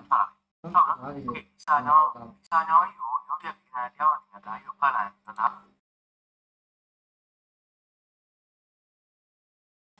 ရမယ်နော်အဲဆိုရင်ဒါကိုတို့ kit လေးလာတဲ့ခါကျရင်တော့ဒါလေးလာကြရတယ်ကွာဒ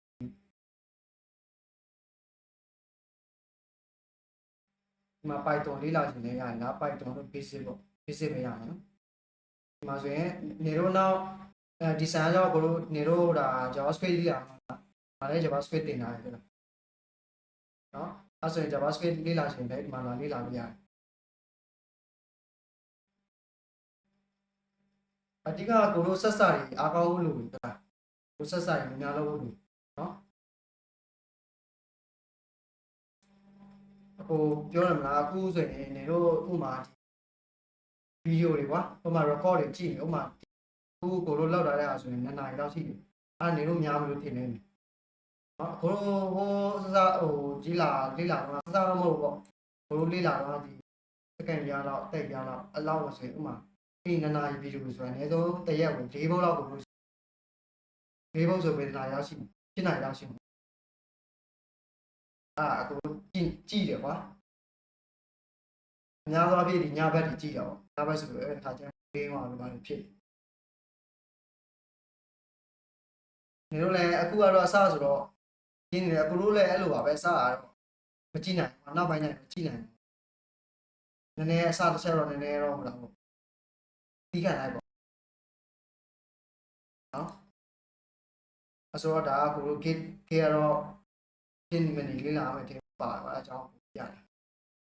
ဒီကိုလေးလာရှင်ဒီ website နေလေးလာရှင်လည်းရတယ်ခုနကကိုပြတဲ့အဲ့ဒီမှာကျွတ်နေလေးလာပြီးရတာကွာဒါပေမဲ့အဲ့မှာကိုပြတော့ credit ကုန်တာပေါ့နေတို့ကတော့တခြားဟိုသူဒီကတင်လာတဲ့ top တွေတွေ့နေအဲ့မှာသွားရရတယ်ကိုစိတ်ကြိုက်တော့လေးလာပြရမှာနော်ကိုနားလေတဲ့လူစီမှာသွားကြည့်လိုက်ရတယ်အစီအစဉ်တွေဘာဖြစ်နော်အဲ့ဆိုတော့ဒါမဲ့ကိုတို့ခုလက်တော့ဒီခုနကကိုပြောတဲ့ပုံစံတော့လက်တော့ဒီ project ကို GitHub ပေါ်တင်နိုင်ဘူးပဲနော်ဒီကိုတို့လောက်ထားတဲ့အခုမှဒီ project ကိုတို့ GitHub ပေါ်မှာတင်နိုင်ဖို့လောက်ပဲသွားမှာတင်နိုင်ရင်ရပြီကိုနေတို့တင်နိုင်မယ်ဆိုရင်ကိုကအဲ့ဒီအထဲမှာတို့တင်ထားတဲ့နေတို့ရဲ့ project ကိုဝင်ကြည့်မှာဝင် run မှာပေါ့လိုလေးရှိလဲဆိုတာနော်